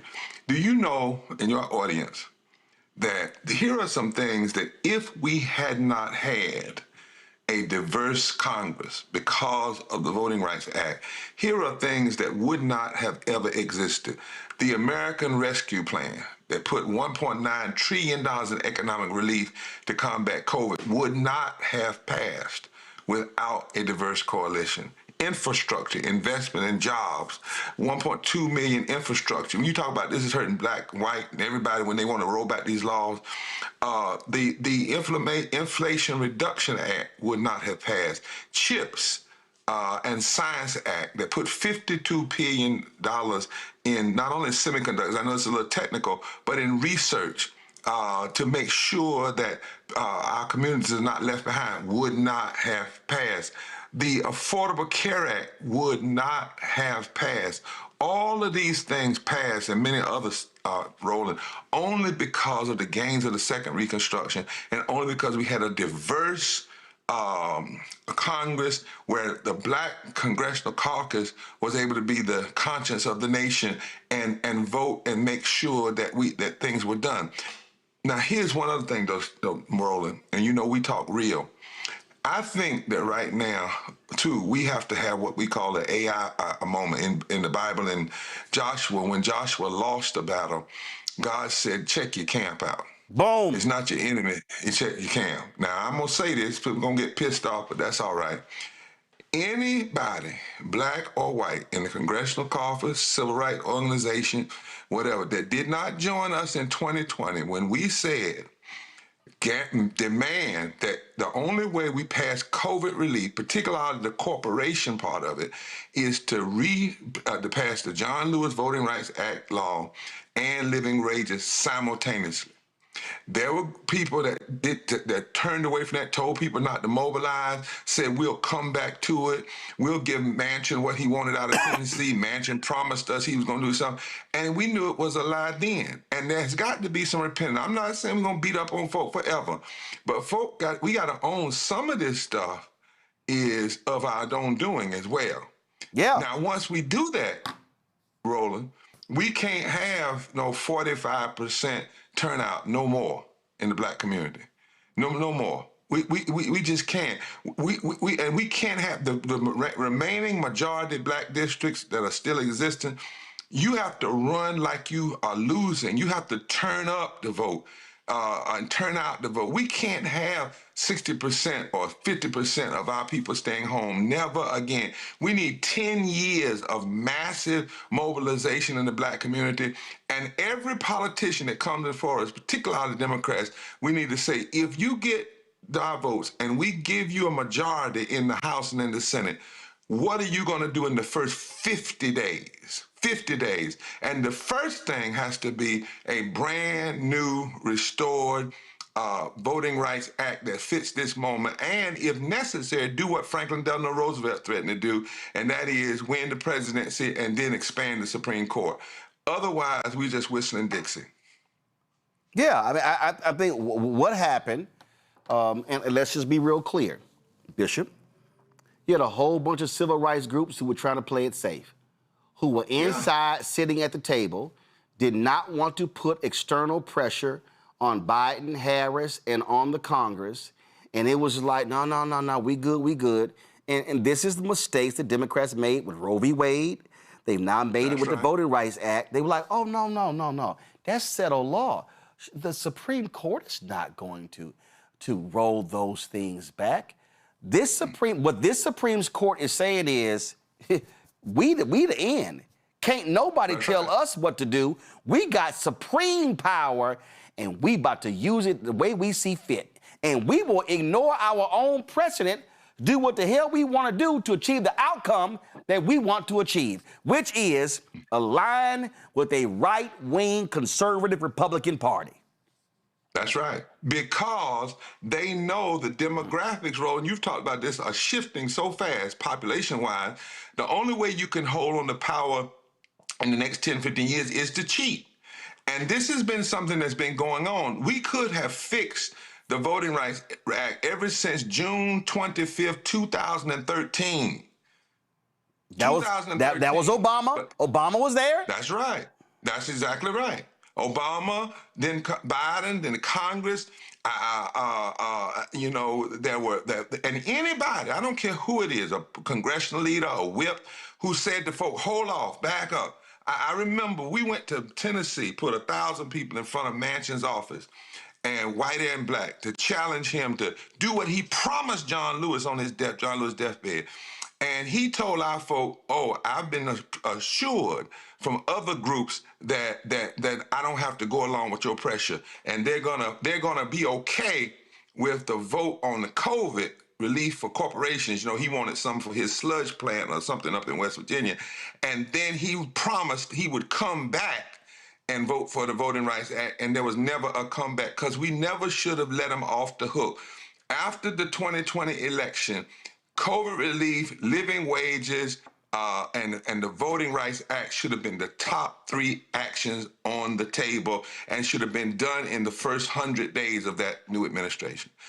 Now that we're not there, we've got to now go back and that's why you and I are working to organize 1,000 men, alpha men, and now we got the Amy Zion and others are coming in who will engage in the kind of massive mobilization because we have to make them pay. So let's, for instance, say they've cut right now some of the Voting Rights Act. If we turn up our vote, we can actually change some of the districts that are not predominantly black districts, but we can make it so they can't win in certain areas, and we'll have to answer to the power of the black vote. But we can't do it with just 45% of the people turning out. Come on, y'all. We have to have a turnout like they had in South Africa when Mandela was running for president. You remember that, Roland? Absolutely. Lines around the building, everybody standing in line for hours in the hot sun. That's the fight. That's the battle that we're in now. Well, we don't even have to.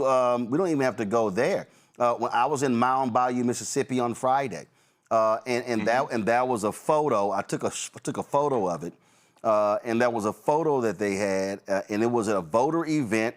It was a voter event in 1954, I think, and they said that was a near riot as people were clamoring for voter registration. A near riot.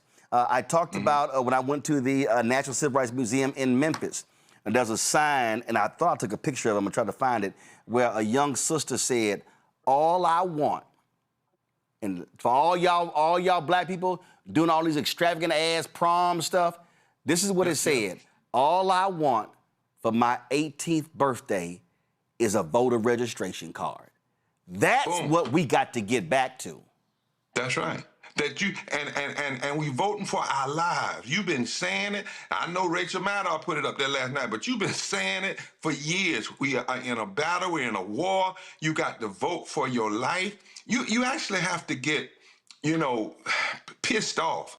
I think God gets pissed off at injustice when I read the Bible. You got to get pissed off that these folk literally went down to our parents' graves and just desecrated them. Just desecrate them. But even that's not enough. I heard your brother talking earlier. When we talk about what's happening in our community, the number of people that are dying because of lack of health care, dying because of poverty, dying because of lack of living wages, and you have a party that has just gone all out MAGA and saying they're going to do everything to make that worse, not make it better. There comes a time that self-preservation has to be the first law of nature. Self-preservation has to be the first law of nature. And we are in that battle and that war right now. You talked about the effort. We have it up on blackstarnetwork.com. Y'all, if y'all go to blackstarnetwork.com and you see it right here, Bishop William Barber is looking for black men and women who want to be trained to organize and mobilize black voters. That's going to take place in June. Bishop, explain to people why they have to be trained to do what we're talking about. Yeah, it's not just getting up, Roland, and doing a cute speech. It's not just getting up, having a voter rally and say, y'all go vote. It's not using Trump and Clarence Thomas as punchlines. I've been watching some preaching lately, and I'm a preacher, so I can talk about it.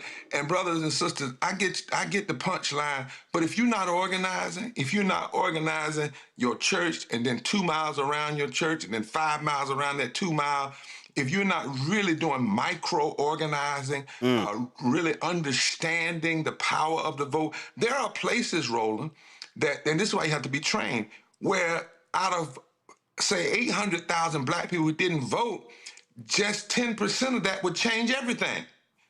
But you have to know that, and you have to be trained in that. You have to know how to use the technology. You have to know where to knock and where to go. You have to know the data. Do you know that 19 million poor and low-wage voters that voted for Biden Harris didn't turn out for Kamala Harris? And regardless of why that is, we have to know that and know where they are. And so that's why on that weekend, the weekend of January 12th, and you know that's the weekend that Mega Evers... June 12th, June 12th, 13th. That's right. That's right. But what people also fail to remember is that weekend was they wanted to kill 3 people. It was a brother in Louisiana. It was Bernard Lafayette, who just died, and Mega Evers. They got Mega. There was a goal in that day in 1963 to take out the young civil rights leadership. And right now, we are in a battle to take out all the power that leadership won.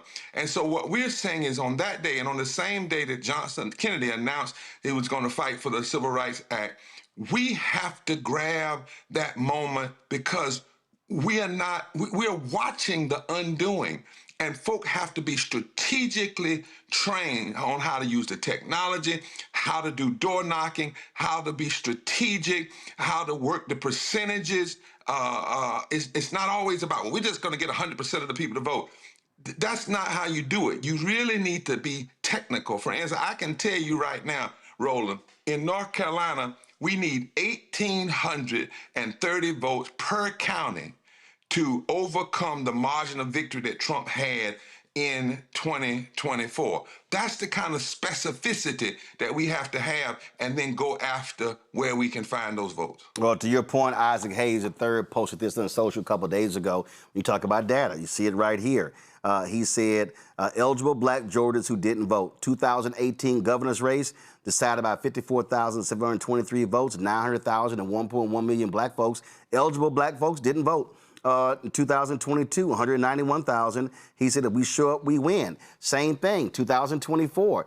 North Carolina, some 600,000 black folks didn't show up. And I keep saying the floor for black people should be 70%. That's the floor. That's right. Not 45, not 52, not excited because it's 55, 70%. Otherwise, we're going to just be sitting here whining and complaining when they just run the table. And let me be the first, because I know somebody said, Reverend Barber, I just saw North Carolina. You all didn't do it. You're exactly right. That's one of the reasons why I'm saying I can't be out here going everywhere else, Roland, and not stay in my own home state. I'm saying it to every preacher that wants to do big national speeches. Nope.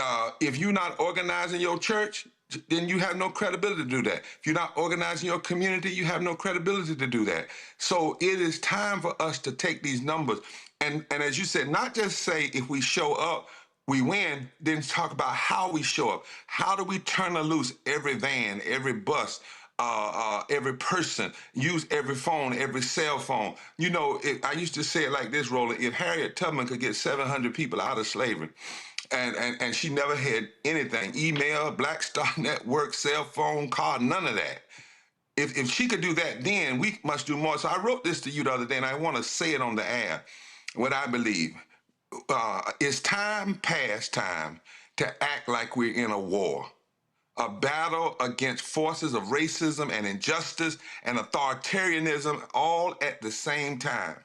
Emails with no call to action, tweets with no truth-telling and movement directives, marches with no clear agenda and clear goals and strategies after the march, sermons, speeches with catchy phraseology but no follow-up and no follow-through that turn words into deeds, macro talk without micro-organizing, politicians who offer criticism of what Trump has done in his first 120 days, but no clear agenda of what they will do in their first 50 days, have no place in this battle now.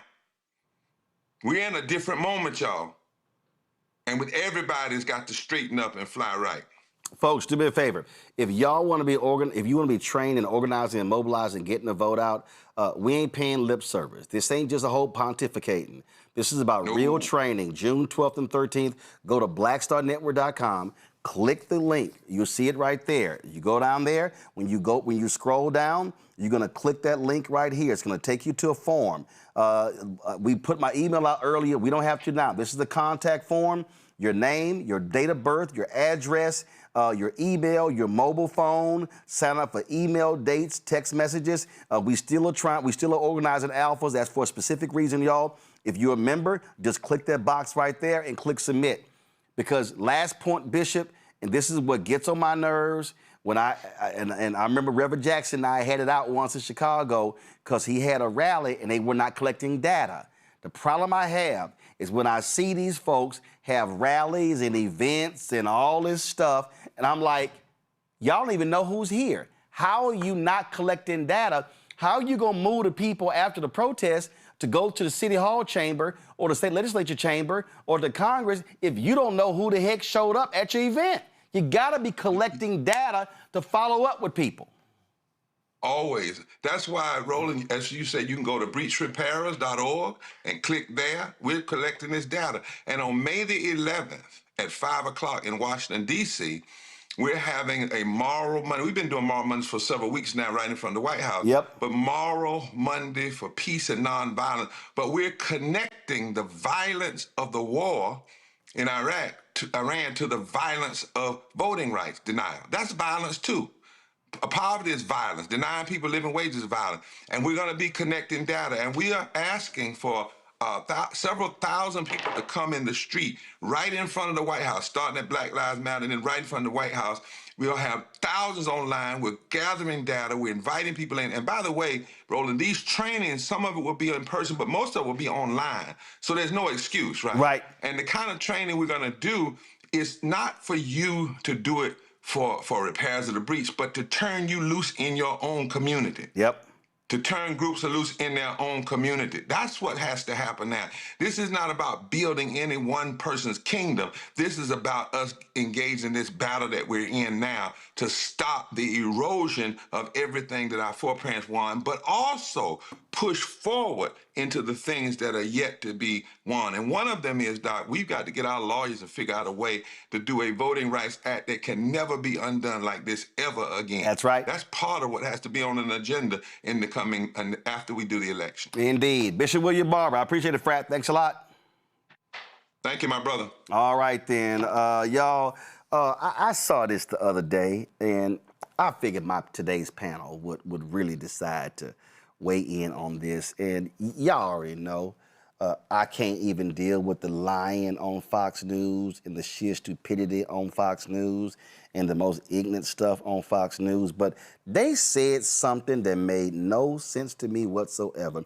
They were talking about Jimmy Kimmel and his joke about Melania being a widower, and Trump lost his mind. Listen to what this fool, Emily Campanano, whatever the hell her name is, Campo Crazy, actually said. Y'all, she must be high. And my second observation is I would really appreciate if any former First Lady would release a statement and just say, I stand in support of this First Lady. Wow. Because that absence of commentary in the way of many... Michelle Obama is on her podcast all the time. We've heard her thoughts on a lot of things. Can she just spare one sentence in support of this First Lady who has been through so much, who has a target on her in the public square and out? It is horrifyingly atrocious how she has been treated. I would love for there to be some support coming out of her mouth.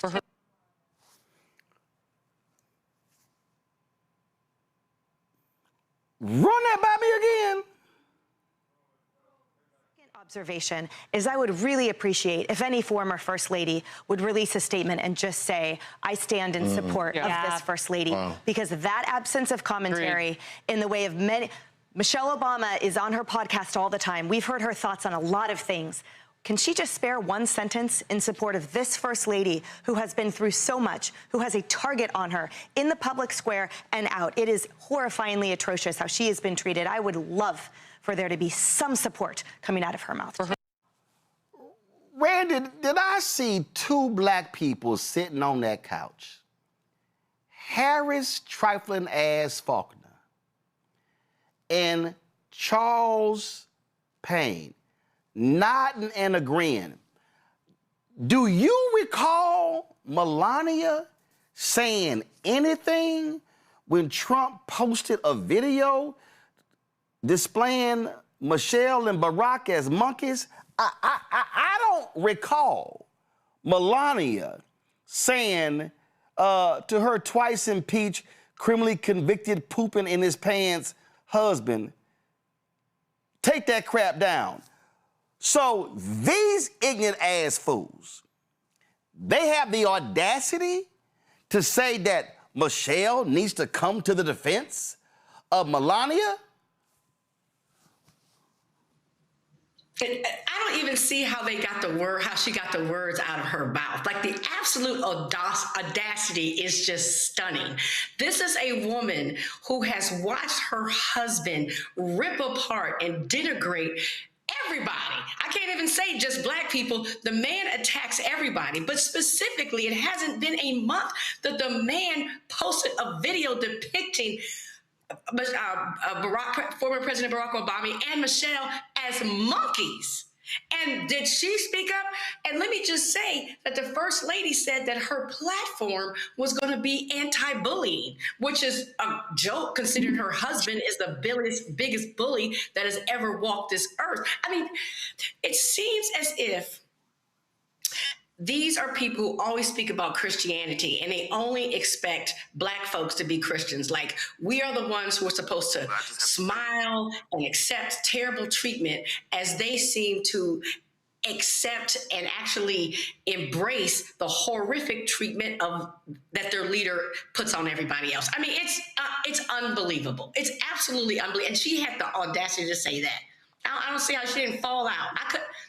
Yeah, and then the black people nodding. Nicole, I'm gonna go old school. I mean, I don't know what these folks say. They talking about cap. I don't use that.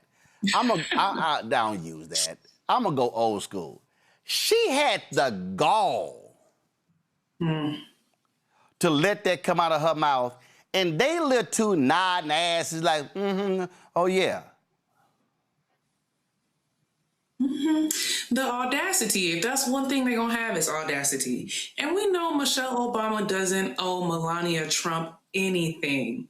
They're lucky that Michelle Obama doesn't come out swinging against them. But as we know, Michelle Obama said, when they go low, we go high. But she ain't about to go that high, okay?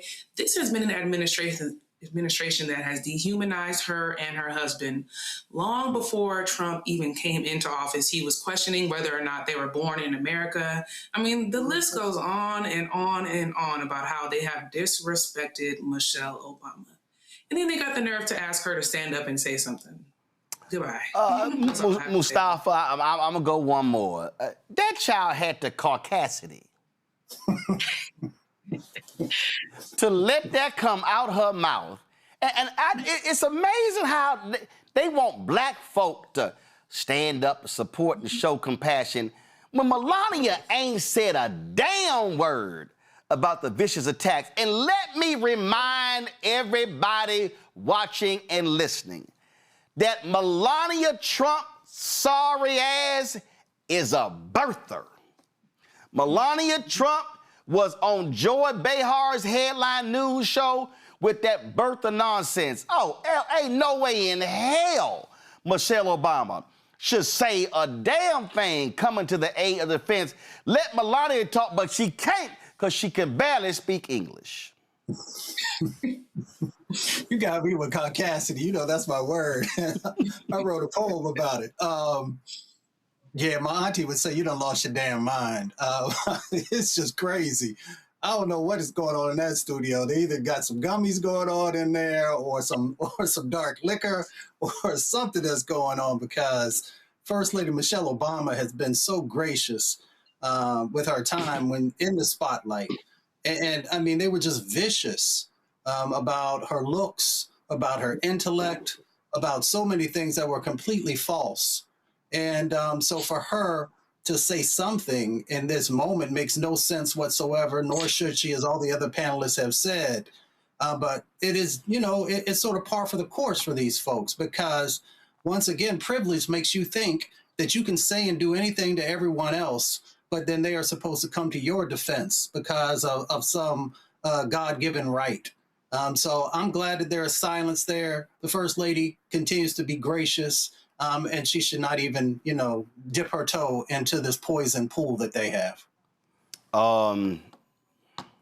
This is me portraying Michelle Obama. Huh? Is somebody talking? You talking? Huh? Y'all talk to me to say what about her? What's for lunch? That's how I respond. Fox News, Emily, you out your damn mind. How dare y'all? How dare y'all sit here and say that, especially with all the trash that has emanated from Harris Faulkner's mouth about the Obamas. You go sit your monkey ass down, too. Oh, I know y'all might say, ooh, you call Harris Faulkner a monkey. No, that's a Robin Harris line, okay? So just in case any of y'all, if y'all ain't seen Baby's Kids, Harris Faulkner can go sit her ass down, too, because she sound like a damn fool sitting there, kikiing with Emily saying, oh, yeah, she should defend Melania. Hell no, Melania ain't said a damn thing about the attacks on Michelle Obama, the attacks on Barack Obama, the attacks on all the other black folk. She let her crazy. First of all, she ain't even in the White House. They got to pay her to show up. So why don't y'all talk about that? Out y'all damn mind. Man, let me go to a damn commercial break before I cuss these fools out. I'll be right back. Roland Martin Unfiltered, the Black Star Network. Support the work that we do. Join our Bring the Funk fan club. You want to contribute via Cash App, use the Stripe QR code. You see it right here on the screen. That's also for credit cards as well. Checks and money order. Make it payable to Roland Martin Unfiltered, P.O. Box 57196, Washington, D.C. 2003 7-0196. PayPal, R. Martin Unfiltered, Venmo, RM Unfiltered, Zelle, Roland at RolandSMartin.com, Roland at RolandMartinUnfiltered.com. We'll be right back with our Shop Black Star Network segment. With medicine and science under attack, I want to keep you and your family informed and healthy. I'm Dr. Ebony Hilton, and I knew at the age of 8 that I wanted to be a doctor. So I studied hard and became the first African-American female anesthesiologist hired at the Medical University of South Carolina since its opening in 1824. And I always say I was made into a doctor, but I was born to be a mom. And as a new mom, wife, sister, daughter, and friend, I understand how frightening a medical crisis can be. I care for individuals on some of the worst days of their lives, and it's my mission to provide you with a safe space to gain clarity on issues affecting your mind, body, and soul. I recognize that there are health disparities, particularly as it pertains to race, and I want to help bridge the gap between you and your healthcare providers. Join me every Thursday for Second Opinion on the Black Star Network, where each week I'll invite experts from various medical fields to share the latest health news. We'll discuss topics such as the vaccine debate, mental and sexual health, medical bias, infertility, menopause, andropause, nutrition, and aging. Together with my medical colleagues, we aim to provide you with a second opinion. Don't miss it, Thursdays only on the Black Star Network. How you doing? I'm Mark Curry, and you're watching the Black Star Network. That's why I got these glasses on, because that black star is bright.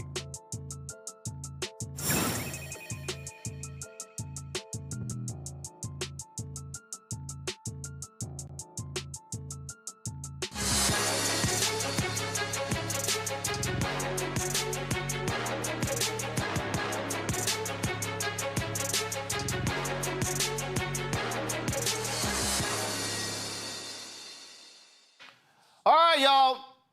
Women having their period, it's a reality. For women seeking greater comfort and mobility during their cycle, finding the right product can make all the difference in their daily lives. Tonight's segment, our guest is transforming period care with a more convenient and eco-friendly menstrual product. Honor is a period apparel brand that offers patented reusable underwear featuring a flexible absorbency system allowing users to swap liners throughout the day. Cecilia Towns-Scott, founder of Honor, joins us right now. Cecilia, glad to have you here. All right, we always ask owners what led them to this. And for you, was it just not finding proper products? Yeah, and thank you so much for allowing me to be here, Roland. So now I work as an attorney, but before I did that, I worked in Chicago public schools.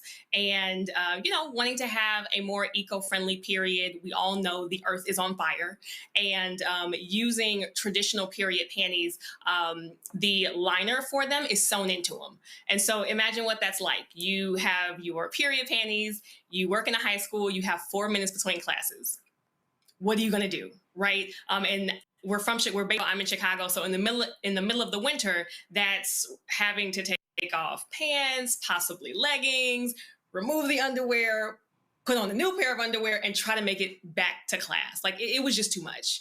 And so I learned sewing from my mother, so I've always known how to sew, entrepreneurship from both my parents. And so just kind of start thinking like, okay, how can we do this better, right? Like there's a lot of brands out there, but with everything else in the market, we're kind of marinating in our own magic all day. And I just felt like we could do better. And so Honor was born. So you were mainly thinking of young women who are in middle school and high school who have these issues where they are at school all day. Middle school and high school, but honestly, grown women as well, postpartum women as well, women with bladder leaks as well, right? Like there are actually a number of groups of women who have issues with either period blood or something leaking, right? And literally we got the patent because everything else on the market only comes as one unit. There's literally nothing else on the market where the absorbency is removable. And so with Honor, you get one brief, but every package comes with 2 liners. So you can, period into it or bladder leak into it. And then when you need to freshen up, you can remove the liner, put in a fresh dry liner and go on about your day. And so, I say with everybody else, you're one and done. But with us, you kind of get 2 uses. Wow. And y'all got the patent as well. We got the patent, yes. Okay. Questions from the panel. Randy, you first. Well, first, let me thank you for honoring women by even concentrating on something that has been needed, because we know that the way this world is set up, a lot of times we don't get the products that we need to function. So thank you for that. I wanted to ask you, and you just mentioned that this is not just for younger women, but older women as well. And I wanted to ask you, like, where can people buy I know we can buy it here, but are you going to have it in retail stores as well? Yes. So right now, thank you. So right now you can buy it here. You can also buy it on our website, wehonoryourflow.com. We are absolutely kind of working and praying to get it in retail stores. We had it on walmart.com. And so, we're continuing to work on that, but definitely trying to expand the number of places where the product is offered. But right now it is offered with Roland Martin and on wehonoryourflow.com. All right, cool. So shopblackstarnetwork.com. So while y'all watching this segment, y'all can go to shopblackstarnetwork.com. Nicole, go. Hold up, can't hear you. You're on mute.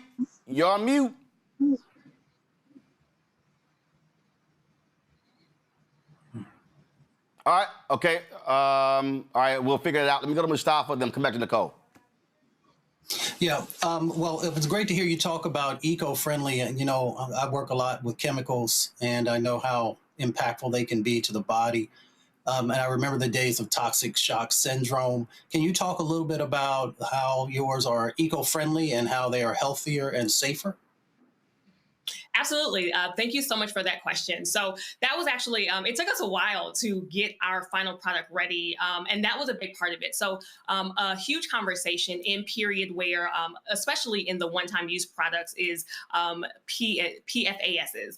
These are basically forever chemicals that are found in literally everything. And so when we, that was actually one of the questions that we asked our manufacturer when we were trying to figure out like where we, getting the fabrics and who's going to make it for us, do your products have PFASs in them? And our manufacturer kind of sent us their certificate that says, like we do not have those chemicals in the products that we're using because part of the research and kind of what got us to the name, we started off as Honor Your Flow, because when you do the research about menstruation, you find out that you may bleed for, 3 to 7 days, but what actually impacts how you experience your period is what you're doing for the rest of the month. So the products that you're putting on your body, the chemicals that you're being exposed to, your diet, your exercise, like all those sort of things. So we actually made the product with that in mind, to not have all of those chemicals that are in the one-time use products. There's always, there's some things that most products have to kind of be sprayed with, because they're being shipped and things of that sort. But we did take special care to make sure that our products do not have the PFASs that are in one-time use products because of the way that it can affect your body. And just, again, a lot of the stuff that's out in the market was not made by us, not made for us, not made with our health in mind. And so a big thing for us is kind of when we make products for ourselves, we do it better, right? And so that was a big part of the brand. I think we got Nicole's audio straight. Nicole. Yes, I'm back. So I think this product is so incredible. And I was wondering if you could talk a little bit more about accessibility, because I know a lot of women live in areas where they can't easily access a CVS or Walgreens to get the products that they need. But if they have something that they can use multiple times, that might make things a little bit easier. So can you talk about that? Sure. So that's another big part. I think, and we're just so thankful for it while we got the patent, because a big accessibility piece here is the fact that you can remove the liner, when you're wearing it. I know you talked about accessibility as far as location, but I also want to talk about accessibility as far as ability, right? For folks who might be wheelchair bound or just might have issues putting their pants on and off, something where you can remove the liner is going to allow that group of people to access a sustainable period. And then to, the actual point that you made, my apologies, for right now, we are offered, the product is offered on our website. So even if you don't have a CVS that is near you, we ship everywhere. We ship definitely everywhere in the US. We have shipped overseas. We are willing to ship any and everywhere because accessibility when it comes to period products is such a huge thing that taps on the reusable part of it as well, right? Like if you can't get to a CVS very often, but you have these period panties that you can wash over and over and over again, and literally all pieces of our product, that's from the brief to the liner to the waterproof wet bag, all of that comes with it. You can throw the whole thing in the washer and then in the dryer, and it lasts for years. So folks, ladies, mothers, aunts, cousins, sisters, wives, you name it. And of course, men, you can also buy products as well for the women in your family. Go to shopblackstarnetwork.com. The product is called Honor. Go to shopblackstarnetwork.com. This is the website. If you go there, you can check out the products as we speak. Please support this Black-owned company. Great product and great job, Cecilia. We appreciate it. Thanks a lot. Thank you so much. Thank you for having me. All right, a couple of things to close out the show. First, I saw this story y'all 3 weeks ago, and I really tried my best to. Are some white people just so stressed that they can't avoid black people just minding their own damn business? A group of black women are in a park. They just working out. They are just minding their own black business. They are just having themselves a good time trying to get their bodies in shape. And this ignorant ass Karen decided to bring her trifling ass over to mess with them. Go ahead and press play. Does she own the park? Okay, that's fine. She didn't charge anybody to be here. But I didn't charge anybody to be here. That's for my stuff that they're using. That's what they're paying for. So mind your goddamn business. Take your ass home. I mean, do you want me to call all you guys? You need your shirt. You need your shirt respect, ma'am. I work with the city, bro. This is not your property. Anybody saying go ahead on here for 2 hours? But what's the problem? You and that girl with her on their kids. What's the problem? You and that just cancer. What's the problem? What's the problem? Nicole, I'm telling you, Donald Trump gonna get some white folks' ass whooped.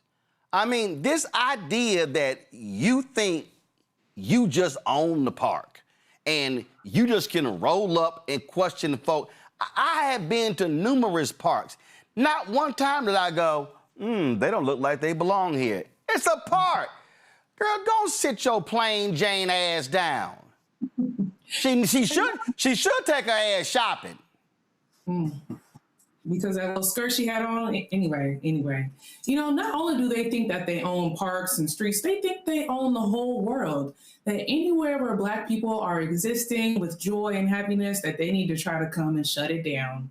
But we are not taking that. We never have and we never will. So that's why she got turned away and roasted, because she had to call Cassidy, like we talked about earlier. They hate to see us even exist. So I'm not surprised by this. I mean, I sit here, Randy, and it's like in moments like this, that's when you want to have that Radio Raheem boombox. When her ass start talking, you just turn it up and drown her silly ass out. You know, we talk about it all the time. I find white women in particular to be obsessed with us. All of us have the experience of being out, maybe not in a park, but a restaurant or anywhere, and they are just, even if they don't say something, because some of them have a little bit of sense, but they are paying attention, like can't even help themselves from staring. So yes, they are obsessed. And I know one thing that drives me crazy is they're always threatening to call the police or something, like they're their right. It just like that there should be laws that protect us, right? Taxpayers from white women using the police as their personal security, because they call for frivolous things just to exert their control over Black people. Gets on my nerves. I think, Mustafa, we are gonna have to, we gotta pull that scene from Friday with Chris Tucker. And we just gonna have to sit here and teach every Black person this here. Move your little silly ass on. See, I'm not addressing these people. Like, we ain't even, that was a 44-second soundbite. That sucker lasted about 42 seconds too long. Mm-hmm. Well, I mean, they try and play with us, right? Because historically, they've been able to play with us. They've been able to, there used to be laws that you couldn't go into certain parks. And they would come and arrest us, but that's not the reality anymore. And people need to understand that this is 2026 and not 1956. The other part of it is, let's just be honest, also, there's a lot of jealousy. There's jealousy against Black women. You know, those sisters is out there keeping it tight, keeping it right, and, enjoying the sun. And as was said earlier, embracing their joy. And for some folks, that can be triggering because in many instances, there are other folks across our country who are not happy. They're not happy with themselves. So they often want to take it out on folks who are. So, I would say we should pray for folks, but they need to pray for themselves because this darkness that's inside of them continues to come out. And sometimes that darkness will cost you. Absolutely. These people, they just get, as the folk back in the day say, y'all working my nerves. You working my last Black nerve. Nicole, Mustafa, and Randy, I appreciate y'all being on today's panel. Thank you so very much. Again, see y'all next week. Y'all, it's time for Black Stud Network Headlines with Brittany Noble.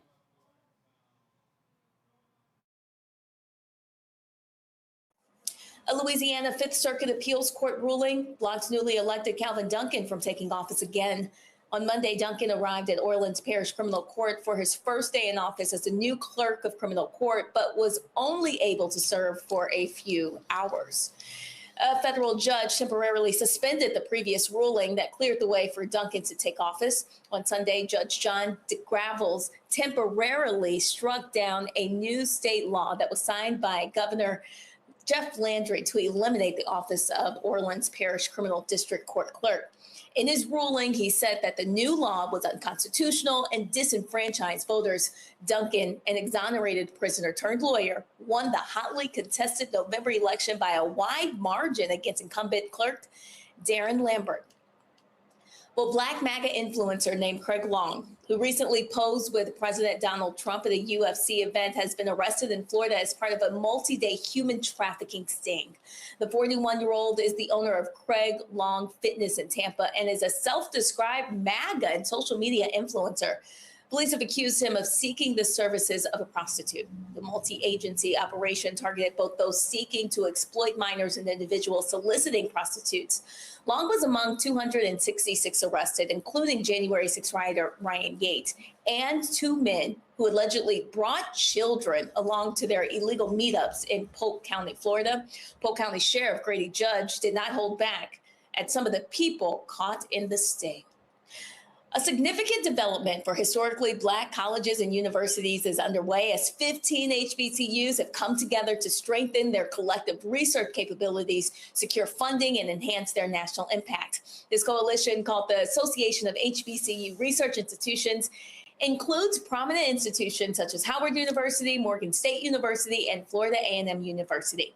Together, they aim to promote research led by Black scholars, the Association of American Universities, Harvard University, the Legacy of Slavery Initiative, and the Harvard University Office of the Vice Provost for Research support this initiative. This partnership includes a 3-year, $1 million grant designed to expand research capacity and resources. Leaders of the initiative emphasize the importance of addressing disparities. Their goals include strengthening faculty recruitment, investing in necessary infrastructure, and tackling pressing issues such as health disparities and economic inequality that affect our community. Well, the Indiana Black Expo is making a significant change to its Circle City Classic event by replacing the traditional HBCU football game with high school games. IBE CEO Alice Watson explains that this shift aims to enhance revenue streams and ensure sustainability by reducing costs and increasing flexibility. This change will take effect later this year and will feature 2 premier boy high school football games and 2 girls high school flag football matchups, all hosted at Lucas Oil Stadium. In keeping with the event's signature traditions, activities will include the Battle of the Bands, the Miss Circle City Classic Coronation, and the Classic Parade, and also the Fall Fest community event. The Circle City Classic and Summer Celebration has served as the organization's primary fundraisers. And in Florida, an 18-year-old is making history as the youngest graduate from Florida State University's College of Nursing program. Demetria Coley earned her degree after an impressive academic journey. Her father, Demetria, is a science teacher, homeschooled her, and by the age of 15, she had already earned her associate degree from Tallahassee Community College, becoming the youngest graduate in that school's history. Her educational path was accelerated from the beginning. She graduated high school and college simultaneously and then completed her prerequisites at Florida A&M University before enrolling at Florida State University. Now, she is following in the footsteps of her mom, Alicia, a nurse who sadly passed away from ovarian cancer in 2020 when Demetria was just 13 years old. But now she is channeling that loss into purpose. During her time at FSU, she gained experience training at Tallahassee Memorial Healthcare, and she now plans to work as a neonatal intensive care unit nurse. We wish her well. Roland, back to you. All right, folks, be sure to tune into the Breakdown of Brittany Noble every day, noon Eastern, right here on the Black Star Network. Again, the Breakdown of Brittany Noble every day, noon Eastern on the Black Star Network. Y'all, last story here. Today, a group of bishops joined together to announce a national initiative to focus on the election as well as social justice. Today in Chicago, led by Bishop Byron Brazier of Apostolic Church of God, the national, let me go ahead and read this for you, the National Faith and Justice Council made their announcement. Their goal is this newly formed coalition. Their goal is to feature presiding bishops, representatives of the various churches too, committed to serving as a unified moral, spiritual, and civic voice during a time of growing social fragmentation, civic instability, and community distress. Here's some of the comments. We live streamed this event. Here's some of what Bishop Brazier had to say today. Today has not simply been a conversation. It really has been a declaration. A declaration that faith leadership in this nation is still strong. A declaration that unity across denominations is not only possible, it is necessary. And a declaration that the church still has a vital role to play in shaping the moral, spiritual, and civic direction of our communities. We have affirmed something that is not just powerful, but extraordinary. United faith leadership that will create united community. Organized people will create transformation. And the church will guide the process as the change agent for justice and restoration. But let us be clear. What has been shared today must now be activated. This moment requires more than agreement. It requires alignment with faith leaders, pastors, congregations, stakeholders, and partners. It requires structure, and it requires movement. The National Faith and Justice Council is not simply an idea. It is an apparatus, an organized, disciplined, and intentional framework designed to mobilize leaders, congregations, and communities across this nation. Our first mobilization will be in voter registration and voter turnout. We must understand that we do not participate when others try to decide for us. But when we are organized, informed, and unified, we will shape outcomes of generations to come. This is not about politics. This is about responsibility. This is about stewardship. This is about the future of our communities and the generations still yet to come. The Declaration of Freedom reminds us that we are not powerless, but we are positioned. And we live this moment with clarity. We will educate, we will organize, we will mobilize, and we will sustain. To the people of faith, together we will not walk away from this moment. And I just want to take the time to thank each and every one of the participants, to thank them for their commitment, and to thank them for standing together, for together we will move forward.